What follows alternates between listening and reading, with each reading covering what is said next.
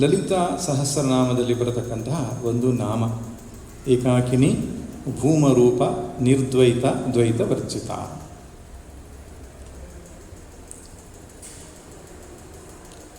ಲಲಿತಾ ಸಹಸ್ರನಾಮದಲ್ಲಿ ಬರುವ 1000 ನಾಮಗಳು ಲಲಿತೆಯನ್ನು ಕುರಿತಾಗಿರ್ತಕ್ಕಂಥದ್ದು. ಲಲಿತೆ ಅಂದರೆ ಯಾರು? ಅದೊಂದು ಹೆಣ್ಣು ದೇವತೆ ಅಲ್ಲ. ಸಾಮಾನ್ಯವಾಗಿ ದೇವತೆಗಳು ಮತ್ತು ದೇವರು ಇದೆರಡರ ಮಧ್ಯೆ ನಮಗೆ ವ್ಯತ್ಯಾಸ ಗೊತ್ತಿಲ್ಲ. ದೇವತೆಗಳು ಮತ್ತು ಪರಮಾತ್ಮ ಭಗವಂತ. ದೇವತೆಗಳು ಪರಿಚ್ಛಿನ್ನವಾದ ಶಕ್ತಿಗಳು, ಅವರಿಗೆ ಒಂದೊಂದು ಕಾರ್ಯ ಅನ್ನುವಂಥದ್ದು ಇರ್ತದೆ, ವ್ಯವಸ್ಥೆ. ಭಗವಂತನು ಪರಮಾತ್ಮನೇನಿದ್ದಾನೆ ಅವನು ಇಡೀ ಸೃಷ್ಟಿಗೂ ಆಧಾರಭೂತನಾದವನು. ಯಥೋವಾ ಇಮಾನಿ ಭೂತಾನಿ ಜಾಯಂತೆ ಏನ ಜಾತಾನಿ ಜೀವಂತಿ ಯತ್ ಪ್ರಯಂತಿ ಅಭಿಸಂವಿಶಂತಿ. ಶಾಸ್ತ್ರ ಹೇಳುತ್ತೆ, ಪರಮಾತ್ಮನ ಡೆಫಿನಿಷನನ್ನು ಹೇಳುತ್ತೆ, ಯಾವನಿಂದಾಗಿ ಈ ಜಗತ್ತು ಹುಟ್ಟಿತೋ, ಯಾವನಿಂದಾಗಿ ಜಗತ್ತು ಬದುಕಿದೆಯೋ, ಕೊನೆಗೆ ಯಾವನಲ್ಲಿಗೆ ಜಗತ್ತು ಹಿಂತಿರುಗಿ ಹೋಗುತ್ತೋ ಅವನಿಗೆ ಪರಮಾತ್ಮ ಎಂಬುದಾಗಿ ಕರೆದಿದ್ದಾರೆ. ದೇವತೆಗಳಿಗೆ ಹಾಗೆ ಇಲ್ಲ. ಅಗ್ನಿ ಅದರದೇ ಆದೊಂದು ವಿಶಿಷ್ಟವಾದ ಕರ್ತವ್ಯ ಇದೆ, ವಾಯುವಿಗೆ ಅದರದೇ ಆದೊಂದು ವಿಶಿಷ್ಟ ಕರ್ತವ್ಯ ಇದೆ, ಇಂದ್ರನಿಗೆ ಒಂದು ಕರ್ತವ್ಯ ಇದೆ. ಪರಿಚ್ಛಿನ್ನವಾದಂತಹ ಶಕ್ತಿಗಳು. ನಮಗಿಂತ ಶ್ರೇಷ್ಠರಾಗಿದ್ದರೂ ಕೂಡ ಅವರು ಜೀವರೇ. ಆದರೆ ಪರಮಾತ್ಮನು ಜೀವನಲ್ಲ, ಅವನು ಸೃಷ್ಟಿ ಸ್ಥಿತಿ ಲಯಕರ್ತ ಎಂಬುದಾಗಿ ಕರೆದಿದ್ದಾರೆ. ಇಲ್ಲಿ ಹೇಳಿರತಕ್ಕಂತಹ ಲಲಿತೆ ಎಂಬುದು ಅದೊಂದು ಪರಿಚ್ಛಿನ್ನವಾದ ಯಾವುದು ಶಕ್ತಿಯ ಅಂತ ಕೇಳಿದರೆ ಅಲ್ಲ.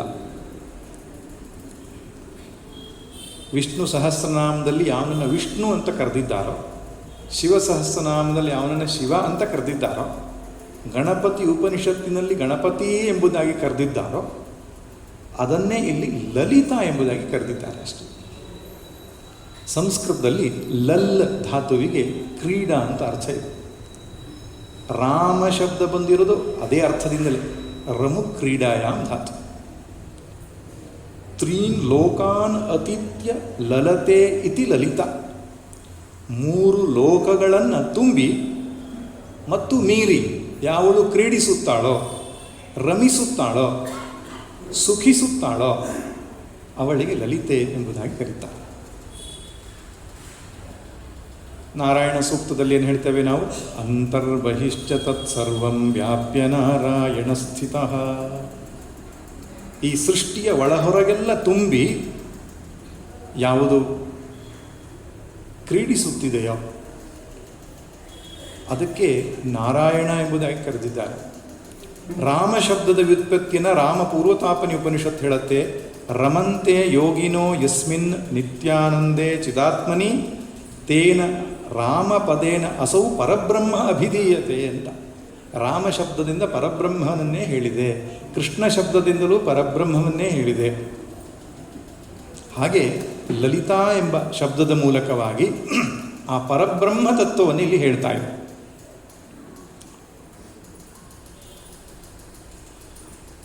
ಹೌದು, ಪರಬ್ರಹ್ಮ ತತ್ವವು ಗಂಡು ಅಲ್ಲ, ಹೆಣ್ಣು ಅಲ್ಲ.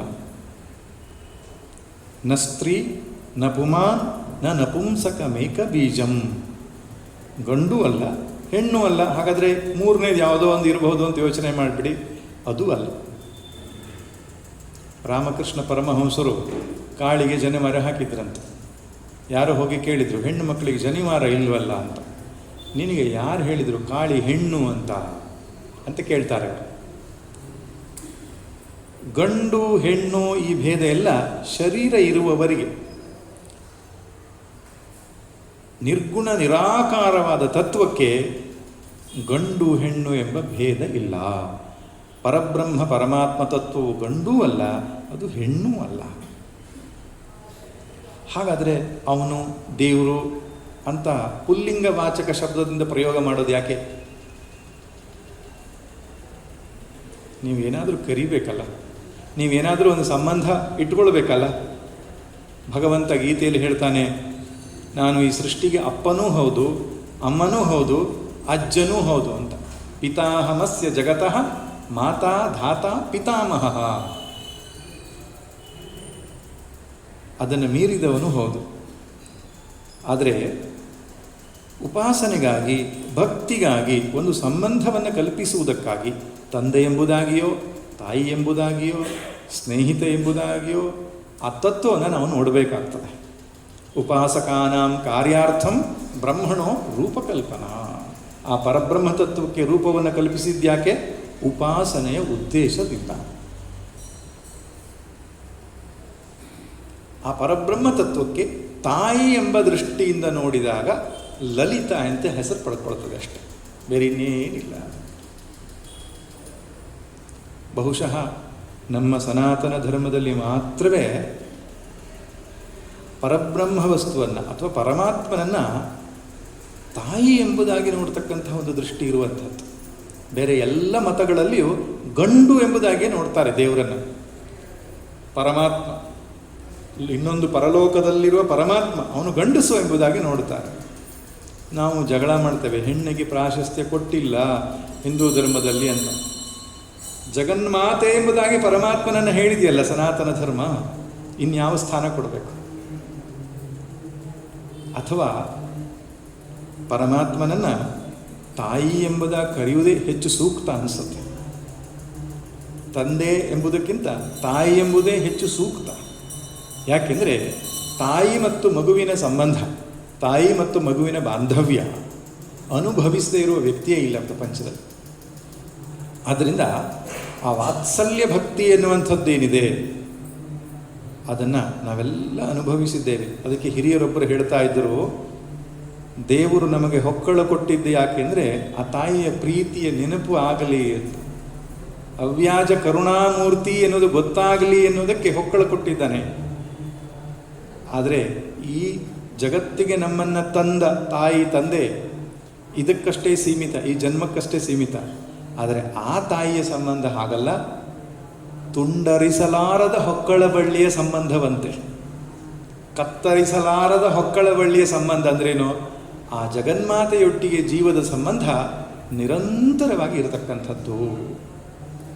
ಅದನ್ನು ನಾವು ಪರಿಕಲ್ಪನೆ ಮಾಡಿಕೊಳ್ಳುವುದಕ್ಕೆ ತಾಯಿಯ ರೂಪದಲ್ಲಿ ಆ ಪರಮಾತ್ಮ ತತ್ವವನ್ನು ನೋಡುವುದು ಸೂಕ್ತ ಎಂಬುದಾಗಿ ಪ್ರಾಚೀನರು ಭಾವಿಸಿ ಲಲಿತಾ ಸಹಸ್ರನಾಮ ಮುಂತಾದಂತಹ ಸ್ತುತಿಗಳ ಮೂಲಕವಾಗಿ ತಾಯಿಯ ವರ್ಣನೆಯನ್ನು ಮಾಡಿದ್ದಾರೆ. ಆದ್ದರಿಂದ ಇಲ್ಲಿ ಹೇಳಿರತಕ್ಕಂತಹ ಲಲಿತೆ ಎಂಬಂಥದ್ದು ಯಾವುದೋ ಪರಿಚ್ಛಿನ್ನವಾದ ಶಕ್ತಿ ಅಲ್ಲ. ಈಗ ವಾಗ್ದೇವತೆ ವಾಕ್ಯಿಗಷ್ಟೇ ಸೀಮಿತವಾಗಿರತಕ್ಕಂಥದ್ದು, ಮೇಧ ಸ್ಮರಣೆಗಷ್ಟೇ ಸೀಮಿತವಾಗಿರತಕ್ಕಂಥದ್ದು. ಇದು ಹಾಗಲ್ಲ, ಎಲ್ಲ ಶಕ್ತಿಗಳ, ಜಗತ್ತಿನಲ್ಲಿರುವ ಸಮಗ್ರ ಶಕ್ತಿಗಳ ಒಂದು ರೂಪ. ನೀವು ದುರ್ಗಾ ಸಪ್ತಶತಿಯಲ್ಲಿ ನೋಡ್ತೀರಿ. ಮಧ್ಯಮ ಚರಿತ್ರದಲ್ಲಿ ಮಹಿಷಾಸುರ ವಧೆಯ ಪ್ರಸಂಗ ಬಂದಾಗ ಎಲ್ಲ ದೇವತೆಗಳು ತಮ್ಮ ತಮ್ಮ ಶಕ್ತಿಯನ್ನು ಕೊಟ್ಟರು ಅಂತ. ಅರ್ಥ ಇಷ್ಟೇ, ಈ ಜಗತ್ತಿನಲ್ಲಿ ಏನೇನು ಶಕ್ತಿಗಳಿದೆಯೋ ಅದೆಲ್ಲರ ಐಕ್ಯವಾದ ರೂಪ ಅದು. ಲಲಿತಾ ತ್ರಿಪುರ ಸುಂದರಿ ಎಂಬುದಾಗಿ ಕರೀತಾರೆ. ಬೇರೆ ಇನ್ನೇನು ಅಲ್ಲ, ಪರಬ್ರಹ್ಮ ವಸ್ತುವೆ. ಈಗ ಪರಬ್ರಹ್ಮ ಎಂಬುದಾಗಿ ನೀವು ಹೇಳಿದಿರಿ, ಲಲಿತಾ ಸಹಸ್ರನಾಮದಲ್ಲಿ ಏನಾದರೂ ಇದಕ್ಕೆ ಪ್ರಮಾಣ ಇದೆಯೇ ಅಂತ ಕೇಳಿದರೆ ಹೌದು, ಅದರಲ್ಲಿ ಬರುತ್ತೆ ಸರ್ವೋಪನಿಷದುದ್ಘುಷ್ಟ ಸರ್ವ ವೇದಾಂತ ಸಂವೇದ್ಯ. ಅದರ ಅರ್ಥ ಏನು? ಸರ್ವ ಉಪನಿಷತ್ ಉದ್ಘುಷ್ಟ ಅಂದರೆ ಎಲ್ಲ ಉಪನಿಷತ್ತುಗಳಿಂದ ಹೊಗಳಲ್ಪಟ್ಟವಳು. ಉಪನಿಷತ್ತುಗಳಲ್ಲಿ ಯಾವುದನ್ನು ಹೊಗಳಿದೆಯೋ ಅದು ಲಲಿತೆ. ತ್ವಂತು ಔಪನಿಷತ್ ಪುರುಷಂ ಪೃಚ್ಛಾಮಿ, ಉಪನಿಷತ್ ಪ್ರತಿಪಾದ್ಯನಾದ ಪುರುಷನನ್ನು ಹೇಳು ಎಂಬುದಾಗಿ ಬೃಹದಾರಣ್ಯಕದಲ್ಲಿ ಬರುತ್ತಲ್ಲ. ಉಪನಿಷತ್ ಪ್ರತಿಪಾದ್ಯವಾದ ಪುರುಷ ಯಾವುದು? ಬ್ರಹ್ಮ. ಉಪನಿಷತ್ನಲ್ಲಿ ಎಲ್ಲೂ ಕೂಡ ಶಿವ, ರಾಮ, ಕೃಷ್ಣ, ದುರ್ಗೆ, ಗಣಪತಿ ಈ ಶಬ್ದಗಳು ಕಡಿಮೆ. ವಿಷ್ಣು ಎಂಬ ಶಬ್ದ ಬಂದಿದೆ, ಶಿವ ಎಂಬ ಶಬ್ದ ಬಂದಿದೆ, ಆದರೆ ಪರಬ್ರಹ್ಮ ಎಂಬ ಅರ್ಥದಲ್ಲಿಯೇ ಬಂದಿದೆ. ಆದ್ದರಿಂದ ಉಪನಿಷತ್ತುಗಳಲ್ಲಿ ಯಾವುದನ್ನು ಹೊಗಳಿದೆಯೋ ಅದೇ ಲಲಿತೆ ಅಂತ. ಸರ್ವ ವೇದಾಂತ ಸಂವೇದ್ಯ. ವೇದಾಂತ ಅಂದರೆ ಉಪನಿಷತ್ ಅಂತಲೇ. ಈಗ ತಾನೇ ಹೇಳಿದರು, ರಿಪಿಟೇಷನ್ ಆಗಬಾರದು ಅಂತ, ಪುನರುಕ್ತಿ ದೋಷ ಅಂತ. ಅದಕ್ಕೆ ವ್ಯಾಖ್ಯಾನಕಾರರು ಏನು ಮಾಡ್ತಾರೆ ಅಂದರೆ, ಉಪನಿಷತ್ತಲ್ಲಿ ಎರಡು ಭಾಗ ಇದೆ. ಸಗುಣ ಬ್ರಹ್ಮ ಉಪಾಸನೆಗೋಸ್ಕರ ಸಗುಣ ಬ್ರಹ್ಮ, ಜ್ಞಾನಕ್ಕಾಗಿ ನಿರ್ಗುಣ ಬ್ರಹ್ಮ. ಒಂದು ನಿರ್ಗುಣ ಬ್ರಹ್ಮ ಪ್ರತಿಪಾದನೆಯ ಅರ್ಥವನ್ನು, ಇನ್ನೊಂದು ಸಗುಣ ಬ್ರಹ್ಮ ಪ್ರತಿಪಾದನೆಯ ಅರ್ಥವನ್ನು ಮಾಡಿ ಸಮನ್ವಯ ಮಾಡ್ತಾರೆ. ಈ ರಿಪಿಟಿಷನ್ ಎಲ್ಲ ಸಹಸ್ರನಾಮದಲ್ಲೂ ಇದೆ. ವಿಷ್ಣು ಸಹಸ್ರನಾಮದಲ್ಲೂ ಕೆಲವು ನಾಮಗಳು ಅನೇಕ ಬಾರಿ, 4 ಬಾರಿ, 3 ಬಾರಿ ಹೀಗೆಲ್ಲ ಬಂದಿರತಕ್ಕಂಥದ್ದಿದೆ. ಆ ಅನುಸಾರವಾಗಿ ಬೇರೆ ಬೇರೆ ಅರ್ಥವನ್ನು ಮಾಡಲಾಗುತ್ತೆ.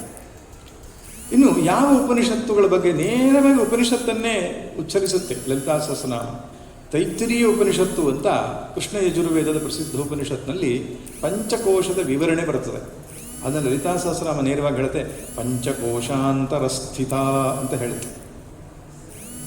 ಇನ್ನು ಸಚ್ಚಿದಾನಂದ ಸ್ವರೂಪದ ಬಗ್ಗೆ ಬರ್ತದೆ ಉಪನಿಷತ್ತಿನ ಆನಂದವಲ್ಲಿಯಲ್ಲಿ. ಸತ್ಯಂ ಜ್ಞಾನಮನಂತಂ ಬ್ರಹ್ಮ, ಅದೇ ವಾಕ್ಯವನ್ನು ಹೇಳ್ತದೆ. ಸಚ್ಚಿದಾನಂದ ರೂಪಿಣಿ, ಸತ್ಯಾನಂದ ಸ್ವರೂಪಿಣಿ, 2 ಶಬ್ದವೂ ಬರ್ತದೆ. ಆದ್ದರಿಂದ ತೈತ್ತರೀಯ ಉಪನಿಷತ್ತು ಅದರಲ್ಲಿ ಹೇಳಲ್ಪಟ್ಟಿದೆ. ಅಷ್ಟೇ ಅಲ್ಲ, ಸ್ವಾತ್ಮಾನಂದ ಲವೀಭೂತ ಬ್ರಹ್ಮಾದ್ಯಾನಂದ ಸಂತತಿ ಅಂತ ಒಂದು ಶಬ್ದ ಬರ್ತದೆ. ಒಂದೊಂದು ಶಬ್ದಗಳು ಕೂಡ ಅದ್ಭುತವಾದ ಚಿಂತನೆಗೆ ಆಸ್ಪದ ನೀಡತಕ್ಕಂತಹ ಶಬ್ದಗಳು. ಆತ್ಮಾನಂದಕ್ಕೆ ಹೋಲಿಸಿದರೆ ಬ್ರಹ್ಮಾದಿ ಆನಂದ ಸಂತತಿ ಅಂತ ಒಂದು 11 ಆನಂದದ ಲೆವೆಲನ್ನು ಹೇಳುತ್ತೆ ತೈತ್ತಿರೀಯದ ಬ್ರಹ್ಮಾನಂದ ಮೀಮಾಂಸೆಯಲ್ಲಿ. ಒಬ್ಬ ಮನುಷ್ಯ ಆನಂದವನ್ನು ಬೇಸಾಗಿಟ್ಟುಕೊಂಡು, ಆಧಾರವಾಗಿಟ್ಟುಕೊಂಡು ಚತುರ್ಮುಖ ಬ್ರಹ್ಮನ ಆನಂದದವರೆಗೂ ಇರತಕ್ಕಂತಹ ತಾರತಮ್ಯವನ್ನು ಹೇಳುತ್ತೆ.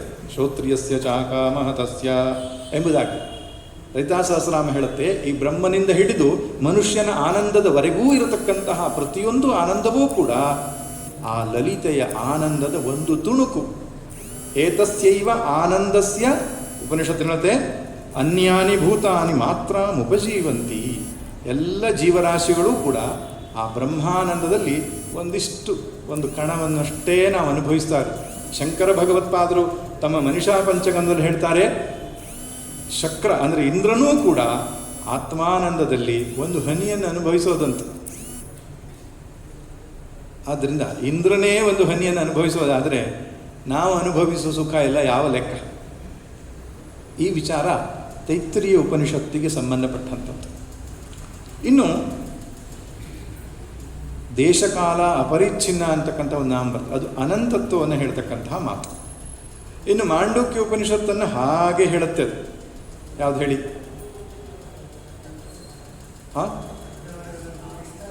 ಅವಸ್ಥಾತ್ರಯಗಳ ಬಗ್ಗೆ ಹೇಳುತ್ತೆ.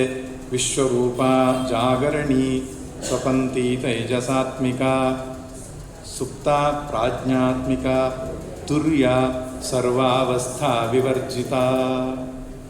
ಮಾಂಡೂಕ್ಯ ಉಪನಿಷತ್ತಿನ ವಿವರಣೆ ಅದೇ ವಿಷಯವೇ ಮಾಂಡೂಕ್ಯದಲ್ಲಿ ಬರೋದು, ಅವಸ್ಥಾತ್ರಯ ಪರೀಕ್ಷೆ.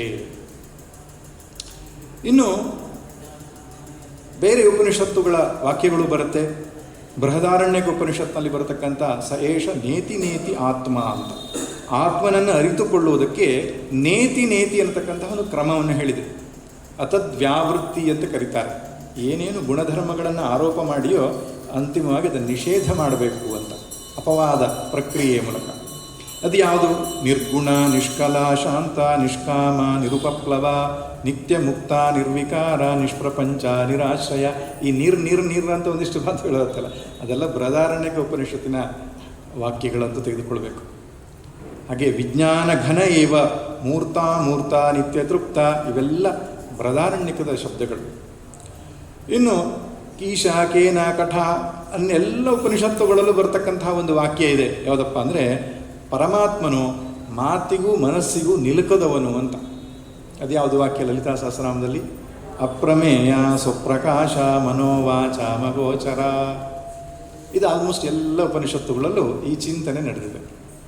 ಆಕೆ ಮಾತಿಗೂ ಮನಸ್ಸಿಗೂ ನಿಲುಕದವಳು ಎನ್ನತಕ್ಕಂಥ ವಾಕ್ಯ. ಇನ್ನು ಶ್ವೇತಾಶ್ವತರ ಉಪನಿಷತ್ನಲ್ಲಿ ಸಾಕ್ಷಿ ಎನ್ನುವ ಶಬ್ದದಿಂದ ಕರೀತಾರೆ. ಸಾಕ್ಷಿ, ಚೇತ, ಕೇವಲೋ, ನಿರ್ಗುಣಶ್ಚ. ಲಲಿತಾ ಸಹಸ್ರನಾಮದಲ್ಲಿ ವಿಶ್ವಸಾಕ್ಷಿಣಿ ಅಂತಿದೆ, ಸಾಕ್ಷಿ ವರ್ಜಿತ ಅಂತದೆ. ಇನ್ನು ಕಠೋಪನಿಷತ್ತಲ್ಲಿ ಯಚ್ಚೇದ್ ವಾಂಗ್ ಮನಸಿ ಪ್ರಾಜ್ಞಸ್ತದ್ಯಚ್ಛೇ ಜ್ಞಾನ ಆತ್ಮನಿ. ಈ ಪ್ರಕಾರವಾಗಿ ಮನಸ್ಸನ್ನು ಒಳಮುಖವಾಗಿ ತೆಗೆದುಕೊಂಡಾಗ ಪರಮಾತ್ಮನ ಜ್ಞಾನ ಆಗ್ತದೆ ಎಂಬ ಮಾತಿದೆ. ಲಲಿತಾ ಸಹಸ್ರನಾಮದಲ್ಲಿ ಅಂತರ್ಮುಖ ಸಮಾರಾಧ್ಯ ಬಹಿರ್ಮುಖ ಸುದುರ್ಲಭ. ಹೊರಗಡೆಯಲ್ಲಿ ಅವಳನ್ನು ಹುಡುಕಿದರೆ ಸಿಗುವವಳಲ್ಲ, ಒಳಗಡೆಗೆ ಹುಡುಕಿದರೆ ಸಿಗುವವಳು. ಇದೆಲ್ಲವೂ ಉಪನಿಷತ್ತಲ್ಲಿ ಹೇಳಿರೋ ವಿಚಾರ. ಇನ್ನು ನೇರವಾಗಿ ಒಂದು ಮಾತು ಹೇಳುತ್ತೆ, ಏನೋ ಬ್ರಹ್ಮಾತ್ಮೈಕ್ಯ ಸ್ವರೂಪಿಣಿ. ಕಾಂಪ್ರಮೈಸ್ ಮಾಡೋದೇ ಬೇಡ. ಇದು ದ್ವೈತ ಹೇಳ್ತಿದೆಯೋ ವಿಶಿಷ್ಟಾದ್ವೈತ ಹೇಳ್ತಿದ್ಯೋ ಬೇರೆ ಏನೇ ಬೇಡ. ಬ್ರಹ್ಮಾತ್ಮೈಕ್ಯ ಸ್ವರೂಪಿಣಿ ತತ್ವಂ ತತ್ವಂ ಪದಾರ್ಥ ಸ್ವರೂಪಿಣಿ. ಯಾವುದು ಶಬ್ದ ಅದು? ತತ್ವಮರ್ಥ ಸ್ವರೂಪಿಣಿ. ಈ ಎರಡು ವಾಕ್ಯಗಳು ಕೂಡ ಜೀವ ಬ್ರಹ್ಮ ಐಕ್ಯವನ್ನೇ ನೇರವಾಗಿ ಹೇಳ್ತದೆ. ಇದು ಕೆಲವರಿಗೆ ಸ್ವಲ್ಪ ಅಪಥ್ಯ ಆಗಿ ಕಾಣಿಸ್ತದೆ ಈ ವಾಕ್ಯಗಳೆಲ್ಲ ಬಂದಾಗ. ಆದ್ದರಿಂದ ಲಲಿತಾ ಸಹಸ್ರನಾಮ ಓದಬೇಡ್ರಿ ಅಂತ ಕೆಲವರು ಹೇಳ್ತಾರೆ. ಯಾಕೆ? ಜೀವಬ್ರಹ್ಮೈಕ್ಯ ವಿಚಾರಗಳು ಬಂದಿದೆ ಇಲ್ಲಿ. ಅದು ಒಂದು ಕರಾಂಗುಲಿನ ಖೋತ್ಪನ್ನ ನಾರಾಯಣ ದಶಾಕೃತಿ.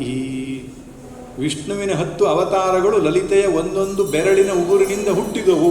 ಕರ, ಅಂಗುಲಿ, ನಖ ಉತ್ಪನ್ನ ನಾರಾಯಣ ದಶಾಕೃತಿ. ಅವಳೇ ಶ್ರೇಷ್ಠ ಅಂತ ಆಗ್ಬಿಡ್ತಲ್ಲ. ನಮಗೆ ವಿಷ್ಣು ಶ್ರೇಷ್ಠ ಅಂತ ಆಗಬೇಕು, ಶಿವಶ್ರೇಷ್ಠ ಅಂತ ಆಗಬೇಕು, ಬಟ್ ಲಲಿತೆ ಶ್ರೇಷ್ಠ ಅಂತ ಆಗ್ಬಿಡ್ತಲ್ಲ. ಅಲ್ರಿ, ನಾರಾಯಣಿ, ವೈಷ್ಣವಿ, ವಿಷ್ಣು ರೂಪಿಣಿ ಈ ಶಬ್ದ ಎಲ್ಲ ಇದೆಯಲ್ಲ, ಅದ್ರ ಬಗ್ಗೆ ಏನು ಅದು ಸ್ವಲ್ಪ ಹಾಕಿರ್ಬೋದು ಅಷ್ಟೆ. ಇದು ಸಮಸ್ಯೆ ಆಗುವುದು ಶಂಕರ ಸಿದ್ಧಾಂತದವರಿಗಲ್ಲ. ಪರಬ್ರಹ್ಮವೇ ಪರಮಾರ್ಥ ಸ್ವರೂಪ ಎಂಬುದಾಗಿ ಯಾರು ಹೇಳ್ತಾರೋ ಅವರಿಗೆ ಈ ಯಾವ ವಾಕ್ಯಗಳು ಸಮಸ್ಯೆ ಆಗಲ್ಲ. ಯಾವುದೋ ಒಂದು ದೇವತೆಯನ್ನು, ಯಾವುದೋ ಒಂದು ರೂಪವನ್ನು ಪರಮಾರ್ಥ ಎಂಬುದಾಗಿ ಯಾರು ಪರಿಗಣಿಸ್ತಾರೋ ಅವರಿಗೆ ಇಂತಹ ವಾಕ್ಯಗಳಲ್ಲಿ ಸಮಸ್ಯೆ ಆಗ್ತದೆ. ಆದ್ದರಿಂದ ಅದನ್ನು ಓದಬೇಡ್ರಿ, ಇದನ್ನು ಓದಬೇಡ್ರಿ ಹೀಗೆಲ್ಲ ಹೇಳಬೇಕಾದ ಪ್ರಸಂಗ ಬರ್ತದೆ. ಹಾಗಿಲ್ಲ ವಾಸ್ತವವಾಗಿ. ನಾಮರೂಪಗಳಲ್ಲಿ ವ್ಯತ್ಯಾಸವೇ ಹೊರತು ಆ ತತ್ವ ಅನ್ನುವಂಥದ್ದು ಒಂದೇ ಆಗಿದೆ. ಶಂಕರ ಭಗವತ್ಪಾದರು ಪಂಚಾಯತನ ಪೂಜಾ ಪದ್ಧತಿಯನ್ನು ತಂದು ಈ ಸಮಸ್ಯೆಯನ್ನು ದೂರ ಮಾಡಿದರು.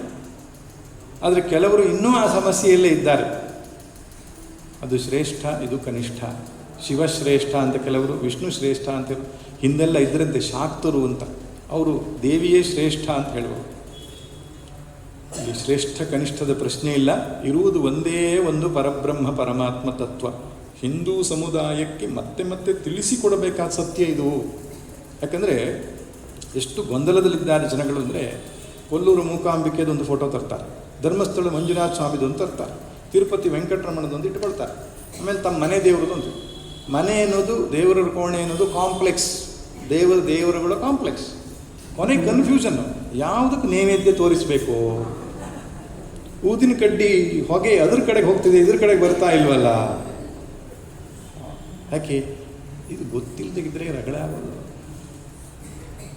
ನಾನು ಆ ಉಪದೇಶ ಪಡ್ಕೊಂಡಿದ್ದೇನೆ, ಈ ಉಪದೇಶ ಎಲ್ಲರ ಹತ್ರನೂ ಉಪದೇಶ ಪಡ್ಕೊಂಡಿದ್ದೇನೆ. ಯಾವ ಜಪ ಮಾಡಬೇಕು, ಪವರ್ಫುಲ್ ಜಪ ಯಾವುದು, ಪವರ್ಫುಲ್ ಟೆಂಪಲ್, ಪವರ್ಫುಲ್ ದೇವರು, ಪವರ್ಫುಲ್ ಜಪ. ಇದೆಲ್ಲ ಯಾಕೆಂದರೆ ಸರಿಯಾದ ಅಧ್ಯಯನದ ಕೊರತೆ. ಇರುವುದು ಒಂದೇ ಒಂದು ಪರಮಾರ್ಥ ವಸ್ತು, ಪರಬ್ರಹ್ಮ ಎಂಬುದಾಗಿ ಕರೀತಾರೆ.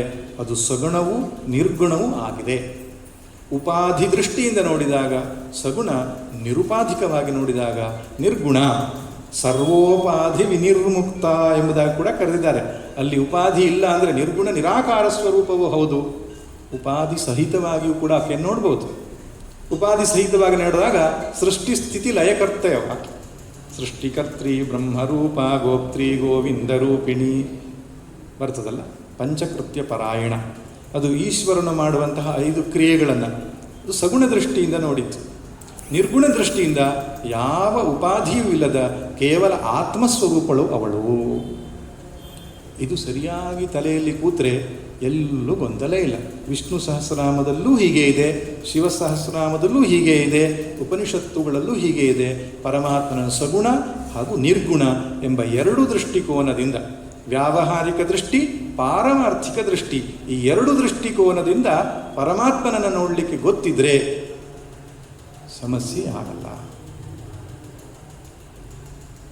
ಕೇವಲ ಪಾರಮಾರ್ಥಿಕ ದೃಷ್ಟಿಯಿಂದ ಎಲ್ಲ ಗುಣವನ್ನು ನಿಷೇಧ ಮಾಡಿ ಹೇಳಿದರೆ ಅದು ಕಷ್ಟ. ಯಾಕೆ?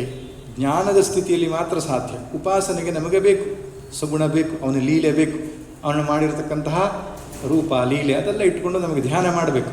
ಅದಕ್ಕೂ ಅವನ ಸಗುಣನೂ ಹೌದು, ನಿರ್ಗುಣನೂ ಹೌದು. ಹೀಗೆಂಬುದಾಗಿ ಲಲಿತಾ ಸಹಸ್ರನಾಮದಲ್ಲಿ ಉಪನಿಷತ್ ವಿಚಾರವನ್ನೇ ಪ್ರಸ್ತಾಪಿಸಿ ಆಕೆ ಉಪನಿಷತ್ ಪ್ರತಿಪಾದ್ಯಳು ಎಂಬುದಾಗಿ ಹೇಳಿದ್ದಾರೆ. ಆದರೆ ಲಲಿತೆ ಅಂದರೆ ಬ್ರಹ್ಮವಸ್ತುವೇ ಹೊರತು ಬೇರೆ ಅಲ್ಲ. ಈಗ ಇವತ್ತು ಕೊಟ್ಟಿರೋ ವಿಷಯಕ್ಕೆ ಬರೋಣ.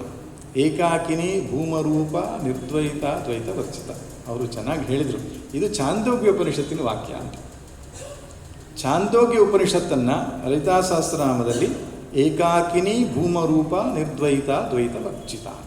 ಛಾಂದೋಗ್ಯ ಉಪನಿಷತ್ತಿನ ಯಾವ ವಾಕ್ಯ? ಸದೇವ ಸೌಮ್ಯ ಇದಮಗ್ರ ಆಸೀತ್ ಏಕಮೇವ ದ್ವಿತೀಯಂ. ಇದನ್ನು ಷಷ್ಠಾಧ್ಯಾಯ ಅಂತ ಕರೀತಾರೆ. ಛಾಂದೋಗ್ಯದ 6ನೇ ಅಧ್ಯಾಯವನ್ನು ಸದ್ವಿದ್ಯಾ ಅಂತ ಹೇಳ್ತಾರೆ. ಛಾಂದೋಗ್ಯದಲ್ಲಿ ಒಟ್ಟು 8 ಅಧ್ಯಾಯಗಳಿದೆ. 6ನೇ ಅಧ್ಯಾಯ ಸದ್ವಿದ್ಯಾ, 7ನೇ ಅಧ್ಯಾಯ ಭೂಮವಿದ್ಯಾ, 8ನೇ ಅಧ್ಯಾಯ ಪ್ರಜಾಪತಿ ವಿದ್ಯಾ ಎಂಬುದಾಗಿ ಕರೀತಾರೆ. ಗುರುವಾದಂತಹ ಉದ್ಧಾಲಕನು ಮಗನಾದ ಶಿಷ್ಯನ ಶ್ವೇತಕೇತುವಿಗೆ ಮಾಡಿದ ಉಪದೇಶ ಛಾಂದೋಗ್ಯದ ಸದ್ವಿದ್ಯೆಯಲ್ಲಿ ಇದೆ. ಉಪದೇಶ ಆರಂಭ ಮಾಡ್ತಾನೆ. ತಂದೆ ಸದೇವ ಸೌಮ್ಯ ಇದಮಗ್ರ ಆಸೀತ್. ಸೌಮ್ಯ ಅಂದರೆ ಪ್ರಿಯತಮನೇ ಅಂತ ಅರ್ಥ. ಮಗನಿಗೆ ಪ್ರಿಯತಮ ಅಂತ ಸಂಬೋಧನೆ ಮಾಡಿ ಹೇಳ್ತಾನೆ, ಸದೇವ ಈ ಸೃಷ್ಟಿಯ ಪೂರ್ವದಲ್ಲಿ ಸದ್ವಸ್ತು ಮಾತ್ರ ಇತ್ತು ಅಂತ. ಸದೇವ ಏವಕಾರ ಅಂದರೆ ಬೇರೆ ಯಾವುದೂ ಇರಲಿಲ್ಲ ಅನ್ನೋದು ಹೇಳೋದಕ್ಕಾಗಿ ಏವ ಶಬ್ದವನ್ನು ಪ್ರಯೋಗ ಮಾಡಿದೆ. ಸದ್ವಸ್ತು ಮಾತ್ರ ಇತ್ತು.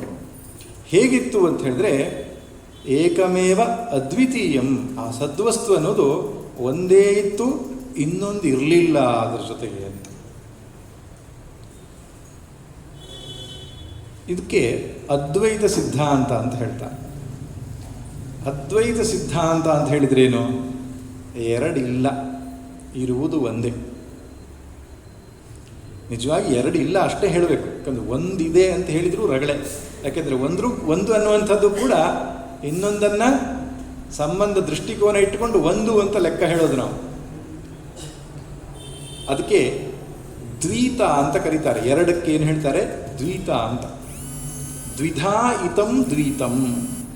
ಎರಡಾಗಿ ಇರುವಂಥದ್ದಕ್ಕೆ ದ್ವೈತಂ ಅಂತ ಕರೀತಾರೆ.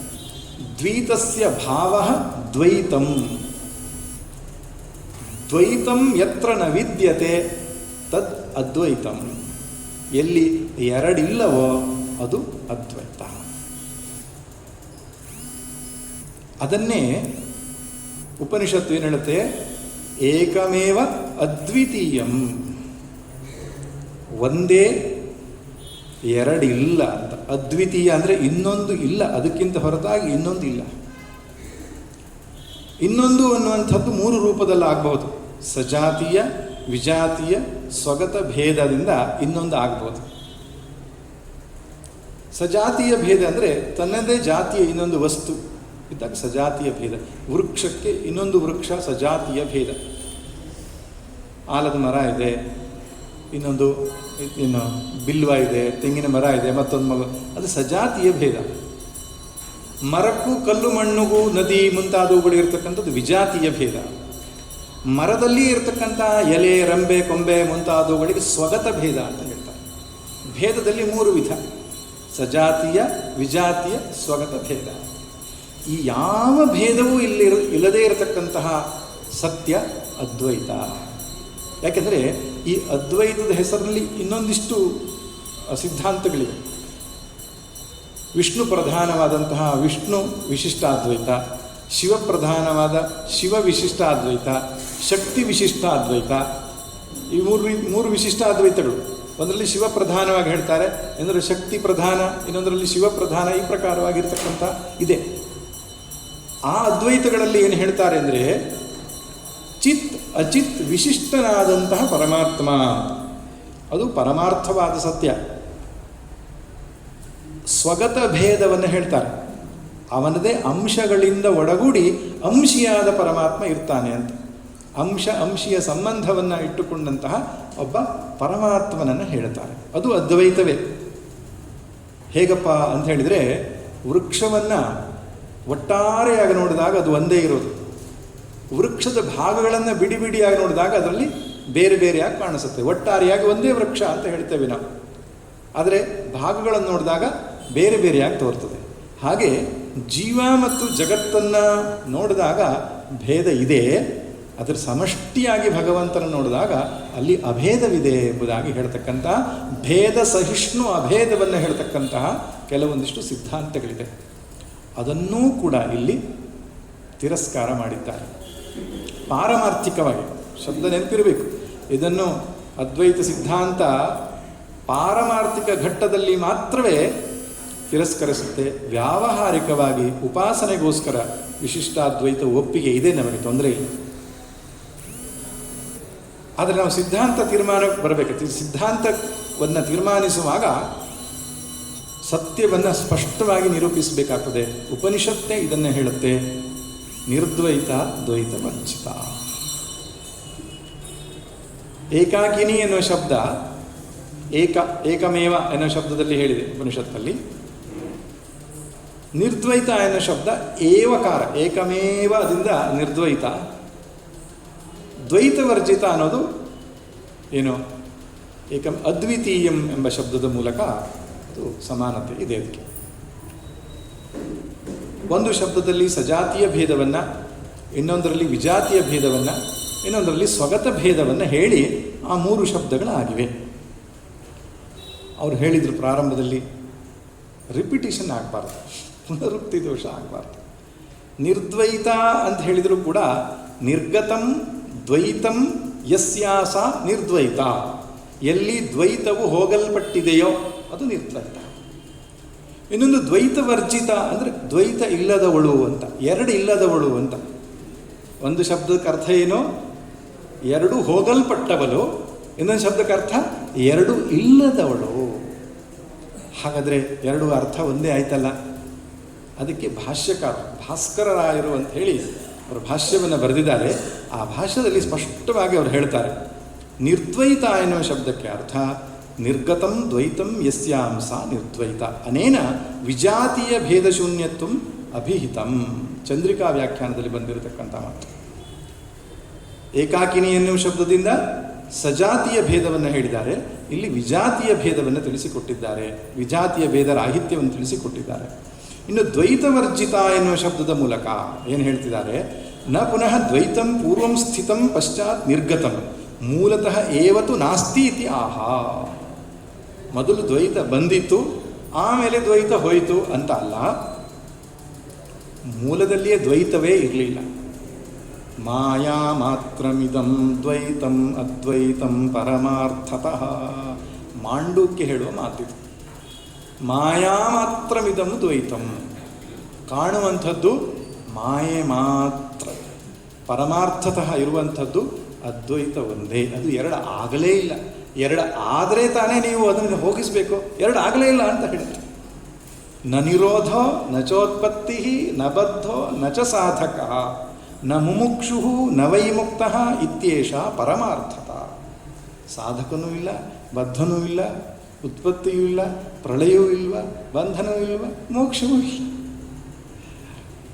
ಸ್ವಲ್ಪ ಕಷ್ಟ ಆಗ್ತದೆ ಆರಂಭದವರಿಗೆ. ಅಯ್ಯ ಹಾಗಾದರೆ ಹೇಗೆ ಕತೆ ಅಂತ.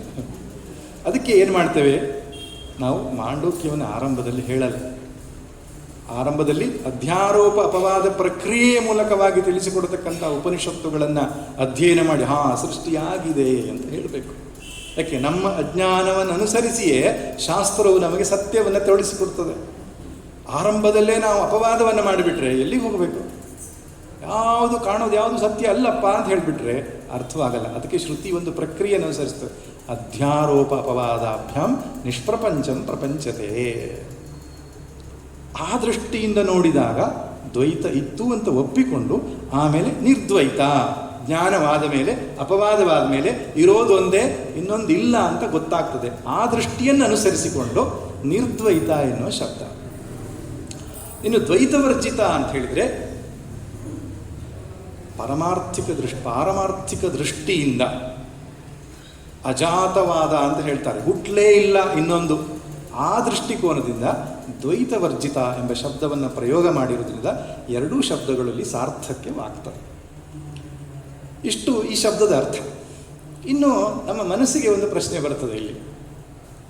ಶ್ರುತಿಯು ಅದ್ವೈತವನ್ನೇ ಹೇಳ್ತದೆ ಅಂತ ನೀವು ಹೇಳಿದ್ದೀರಿ ಅಂತ ಒಪ್ಪಿಕೊಳ್ಳಬೇಕೋ, ಅಥವಾ ಅದಕ್ಕೇನಾದರೂ ಹೇತು ಇದೆಯೋ? ಶ್ರುತಿ ದ್ವೈತವನ್ನು ಹೇಳ್ಬೋದಲ್ಲ, ದ್ವೈತ ವಾಕ್ಯಗಳು ಸಿಗುತ್ತೆ. ದ್ವಾಸುಪರ್ಣ ಸಯುಜಾ ಸಖಾಯ ವ್ರತಂ ಪಿಬಂತಂ ಸುಕೃತಸ್ಯ ಲೋಕೆ, ಎಷ್ಟು ಬೇಕು ಹೇಳಿದ್ದೇನೆ. ಅನೇಕ ದ್ವೈತ ವಾಕ್ಯಗಳನ್ನು ನಾನು ಹೇಳ್ತೇನೆ ಶ್ರುತಿಯಿಂದ. ಜಗತ್ತು ಸೃಷ್ಟಿ ಆಯಿತು ಅಂತ ಹೇಳಿದಾಗಲೇ ಅದು ದ್ವೈತ.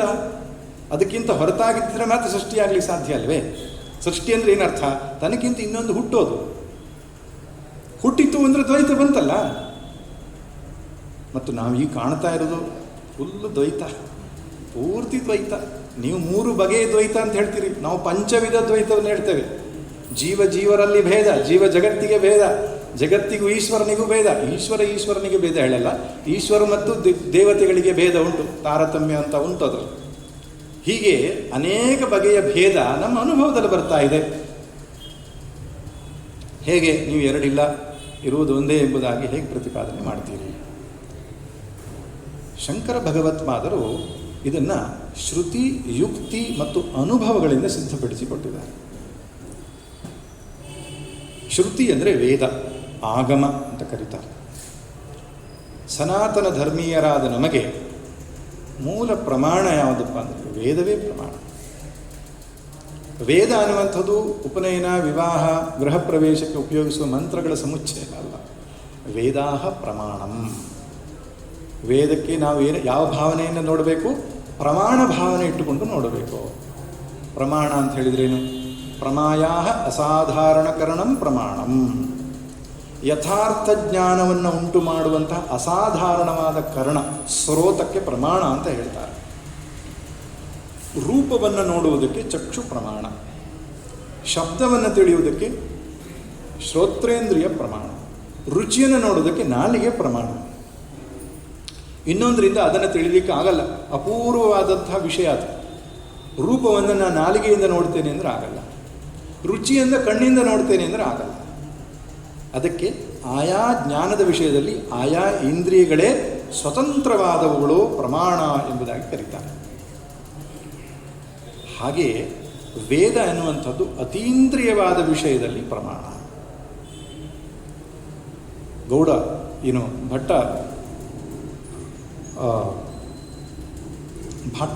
ಭಾಟ್ಟಪಾದರು ಒಂದು ಶ್ಲೋಕವನ್ನು ಹೇಳ್ತಾರೆ.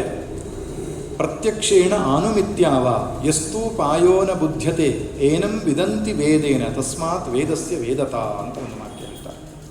ಪ್ರತ್ಯಕ್ಷದಿಂದ ಆಗಲಿ ಅನುಮಾನದಿಂದ ಆಗಲಿ ಯಾವುದನ್ನು ತಿಳಿಲಿಕ್ಕೆ ಸಾಧ್ಯವಿಲ್ಲವೋ ಅದು ವೇದದಿಂದಲೇ ತಿಳಿಯಲ್ಪಡುವಂಥದ್ದು. ವೇದ ಒಂದು ರೀತಿಯ ಕಣ್ಣು ಇದ್ದ ಹಾಗೆ ನಮಗೆ. ವೇದವನ್ನು ಯಾವುದೋ ಒಂದು ಸಾಮಾನ್ಯ ಪುಸ್ತಕ ಅಂತ ಭಾವಿಸಬಾರದು, ಅದು ನಮಗೆ ಕಣ್ಣು. ಅತೀಂದ್ರಿಯವಾದ ವಿಷಯದಲ್ಲಿ ಅದು ನಮಗೆ ಕಣ್ಣು. ಕ್ರಾಸ್ ವೆರಿಫಿಕೇಷನ್ ಮಾಡಲಿಕ್ಕೆ ಆಗಲ್ಲ. ಈಗ ಕಣ್ಣು ಯಾವುದಾದ್ರೂ ರೂಪವನ್ನು ನಿಮಗೆ ತೋರಿಸಿಕೊಟ್ರೆ ಕ್ರಾಸ್ ವೆರಿಫಿಕೇಷನ್ ಹೇಗೆ ಮಾಡ್ತೀರಿ? ಕಿವಿಯಿಂದ ಮಾಡಲಿಕ್ಕಾಗತ್ತಾ, ನಾಲಿಗೆಯಿಂದ ಮಾಡಲಿಕ್ಕಾಗತ್ತಾ? ಹಾಗೆ ವೇದದಲ್ಲಿ ಹೇಳಿರತಕ್ಕಂತಹ ವಿಷಯವನ್ನು ಕ್ರಾಸ್ ವೆರಿಫಿಕೇಷನ್ ಮಾಡಲಿಕ್ಕೆ ಆಗಲ್ಲ. ಸ್ವರ್ಗ ಇದೆ, ನರಕ ಇದೆ, ಪಾಪ ಪುಣ್ಯಗಳಿದೆ, ಆತ್ಮ ಇದ್ದಾನೆ, ಪರಮಾತ್ಮ ಇದ್ದಾನೆ, ಈ ಮುಂತಾದ ವಿಷಯಗಳು ಅತೀಂದ್ರಿಯವಾದವುಗಳು ವೇದ ಪ್ರಮಾಣದಿಂದಲೇ ತಿಳಿಯಬೇಕಾದಂತಹ ಸಂಗತಿ. ಅದಕ್ಕೆ ಪ್ರಮಾಣ ಬುದ್ಧಿಯನ್ನು ನಾವು ಬೆಳೆಸಿಕೊಳ್ಳಬೇಕು ವೇದದ ವಿಷಯದಲ್ಲಿ. ವೇದ ಅಷ್ಟೇ ಅಲ್ಲ, ಗುರುಗಳ ವಿಷಯದಲ್ಲಿಯೂ ಕೂಡ ಯಾರು ವೇದವನ್ನು ತಿಳಿಸಿಕೊಡ್ತಾರೋ ಅವುಗಳ ಬಗ್ಗೆ ಪ್ರಮಾಣ ಬುದ್ಧಿ ಇಟ್ಟುಕೊಳ್ಬೇಕು. ಇವರು ಏನು ತಿಳಿಸಿಕೊಡ್ತಾರೋ ಅದು ಸತ್ಯವಾದದ್ದು. ಎಷ್ಟೋ ಜನ ಈ ವೇದದಲ್ಲಿ ಹೇಳಿರತಕ್ಕಂತಹ ಯಾಗಗಳನ್ನು ಸೈಂಟಿಫಿಕ್ ಸ್ಟಡಿ ಮಾಡಲಿಕ್ಕೆ ಹೋಗ್ತಾರೆ. ವೈಜ್ಞಾನಿಕವಾದ ಉಪಕರಣಗಳನ್ನಿಟ್ಟುಕೊಂಡು ಕಾರೀರಿ ಇಷ್ಟಿ ಮಾಡಿದಾಗ ಮಳೆ ಬರ್ತದೆ, ಅದು ಹೇಗೆ ಮಳೆ ಬರ್ತದೆ, ಯಾವ ರೀತಿ ಬದಲಾವಣೆ ಆಗ್ತದೆ, ಅತೀಂದ್ರಿಯವಾದ ವಿಷಯ. ಸುಮ್ಮನೆ ಶ್ರದ್ಧೆಯಿಂದ ಒಪ್ಪಬೇಕಾದ ವಿಷಯ, ಅತೀಂದ್ರಿಯವಾದ ವಿಷಯ. ವೇದದ ಪೂರ್ವ ಭಾಗದ ಬಗ್ಗೆ ನಾನು ಹೇಳೋದು, ವೇದದ ಉತ್ತರ ಭಾಗದಲ್ಲಿ ಸ್ವಲ್ಪ ಬೇರೆ ಇದೆ.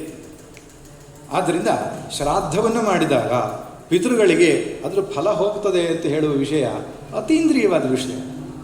ಅದು ಸೈಂಟಿಫಿಕ್ ವೆರಿಫಿಕೇಷನ್ ಮಾಡಲಿಕ್ಕಾಗಲ್ಲ. ಕಣ್ಣು ಯಾವುದನ್ನು ತಿಳಿಸಿಕೊಡ್ತದೋ ಅದನ್ನು ಬೇರೆ ಇಂದ್ರಿಯಗಳಲ್ಲಿ ನಮಗೆ ಅದರ ಸಾಬೀತುಪಡಿಸಲಿಕ್ಕಾಗಲ್ಲ. ಹಾಗೆ ವೇದದಲ್ಲಿ ಪ್ರಮಾಣ ಬುದ್ಧಿಯನ್ನು ಇಟ್ಟುಕೊಳ್ಬೇಕು. ಶಂಕರರಾಗಲಿ, ರಾಮಾನುಜರಾಗಲಿ, ಮಧ್ವರಾಗಲಿ 10 ಉಪನಿಷತ್ತುಗಳಿಗೆ ಭಾಷ್ಯವನ್ನು ಬರೆದು ತಮ್ಮ ಸಿದ್ಧಾಂತವನ್ನು ಸ್ಥಾಪಿಸ್ತಾರೆ. ನಮ್ಮ ಸನಾತನ ನೆಲದಲ್ಲಿ ಒಂದು ಗುಣ ಇದೆ, ಏನು? ಸಿದ್ಧಾಂತವನ್ನು ಪ್ರತಿಪಾದನೆ ಮಾಡಬೇಕಾದ್ರೆ ಉಪನಿಷತ್ತು, ಬ್ರಹ್ಮಸೂತ್ರ ಮತ್ತು ಭಗವದ್ಗೀತೆಗೆ ವಿವರಣೆಯನ್ನು ಬರೆದು ಅದರಲ್ಲಿ ತಮ್ಮ ಸಿದ್ಧಾಂತವನ್ನು ತೋರಿಸಬೇಕಾಗ್ತದೆ. ಅದಕ್ಕೆ ಪ್ರಸ್ಥಾನತ್ರಯಂ ಎಂಬುದಾಗಿ ಕೂಡ ಕರೀತಾರೆ.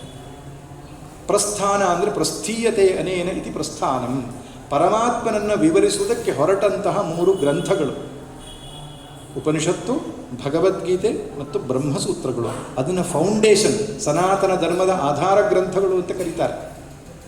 ಈ ಸನಾತನ ಧರ್ಮದಲ್ಲಿ ಟೀಕೆ ಟಿಪ್ಪಣಿ ಎಲ್ಲ ಮಾಡುವವರು ಪುರಾಣಗಳನ್ನು ಇಟ್ಟುಕೊಂಡು ಮಾಡ್ತಾರೆ, ಇತಿಹಾಸದ ಯಾವುದೋ ಕಥೆಯನ್ನು ಇಟ್ಟುಕೊಂಡು ಮಾಡ್ತಾರೆ.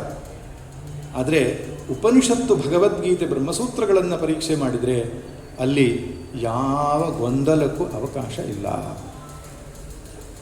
ಸಾರ್ವತ್ರಿಕವಾದ, ಸಾರ್ವಕಾಲಿಕವಾದಂತಹ ಅನುಭವವನ್ನು ಆಧಾರವಾಗಿ ಇಟ್ಟುಕೊಂಡು ಉಪನಿಷತ್ತು ಸತ್ಯವನ್ನು ಪ್ರತಿಪಾದನೆ ಮಾಡ್ತದೆ.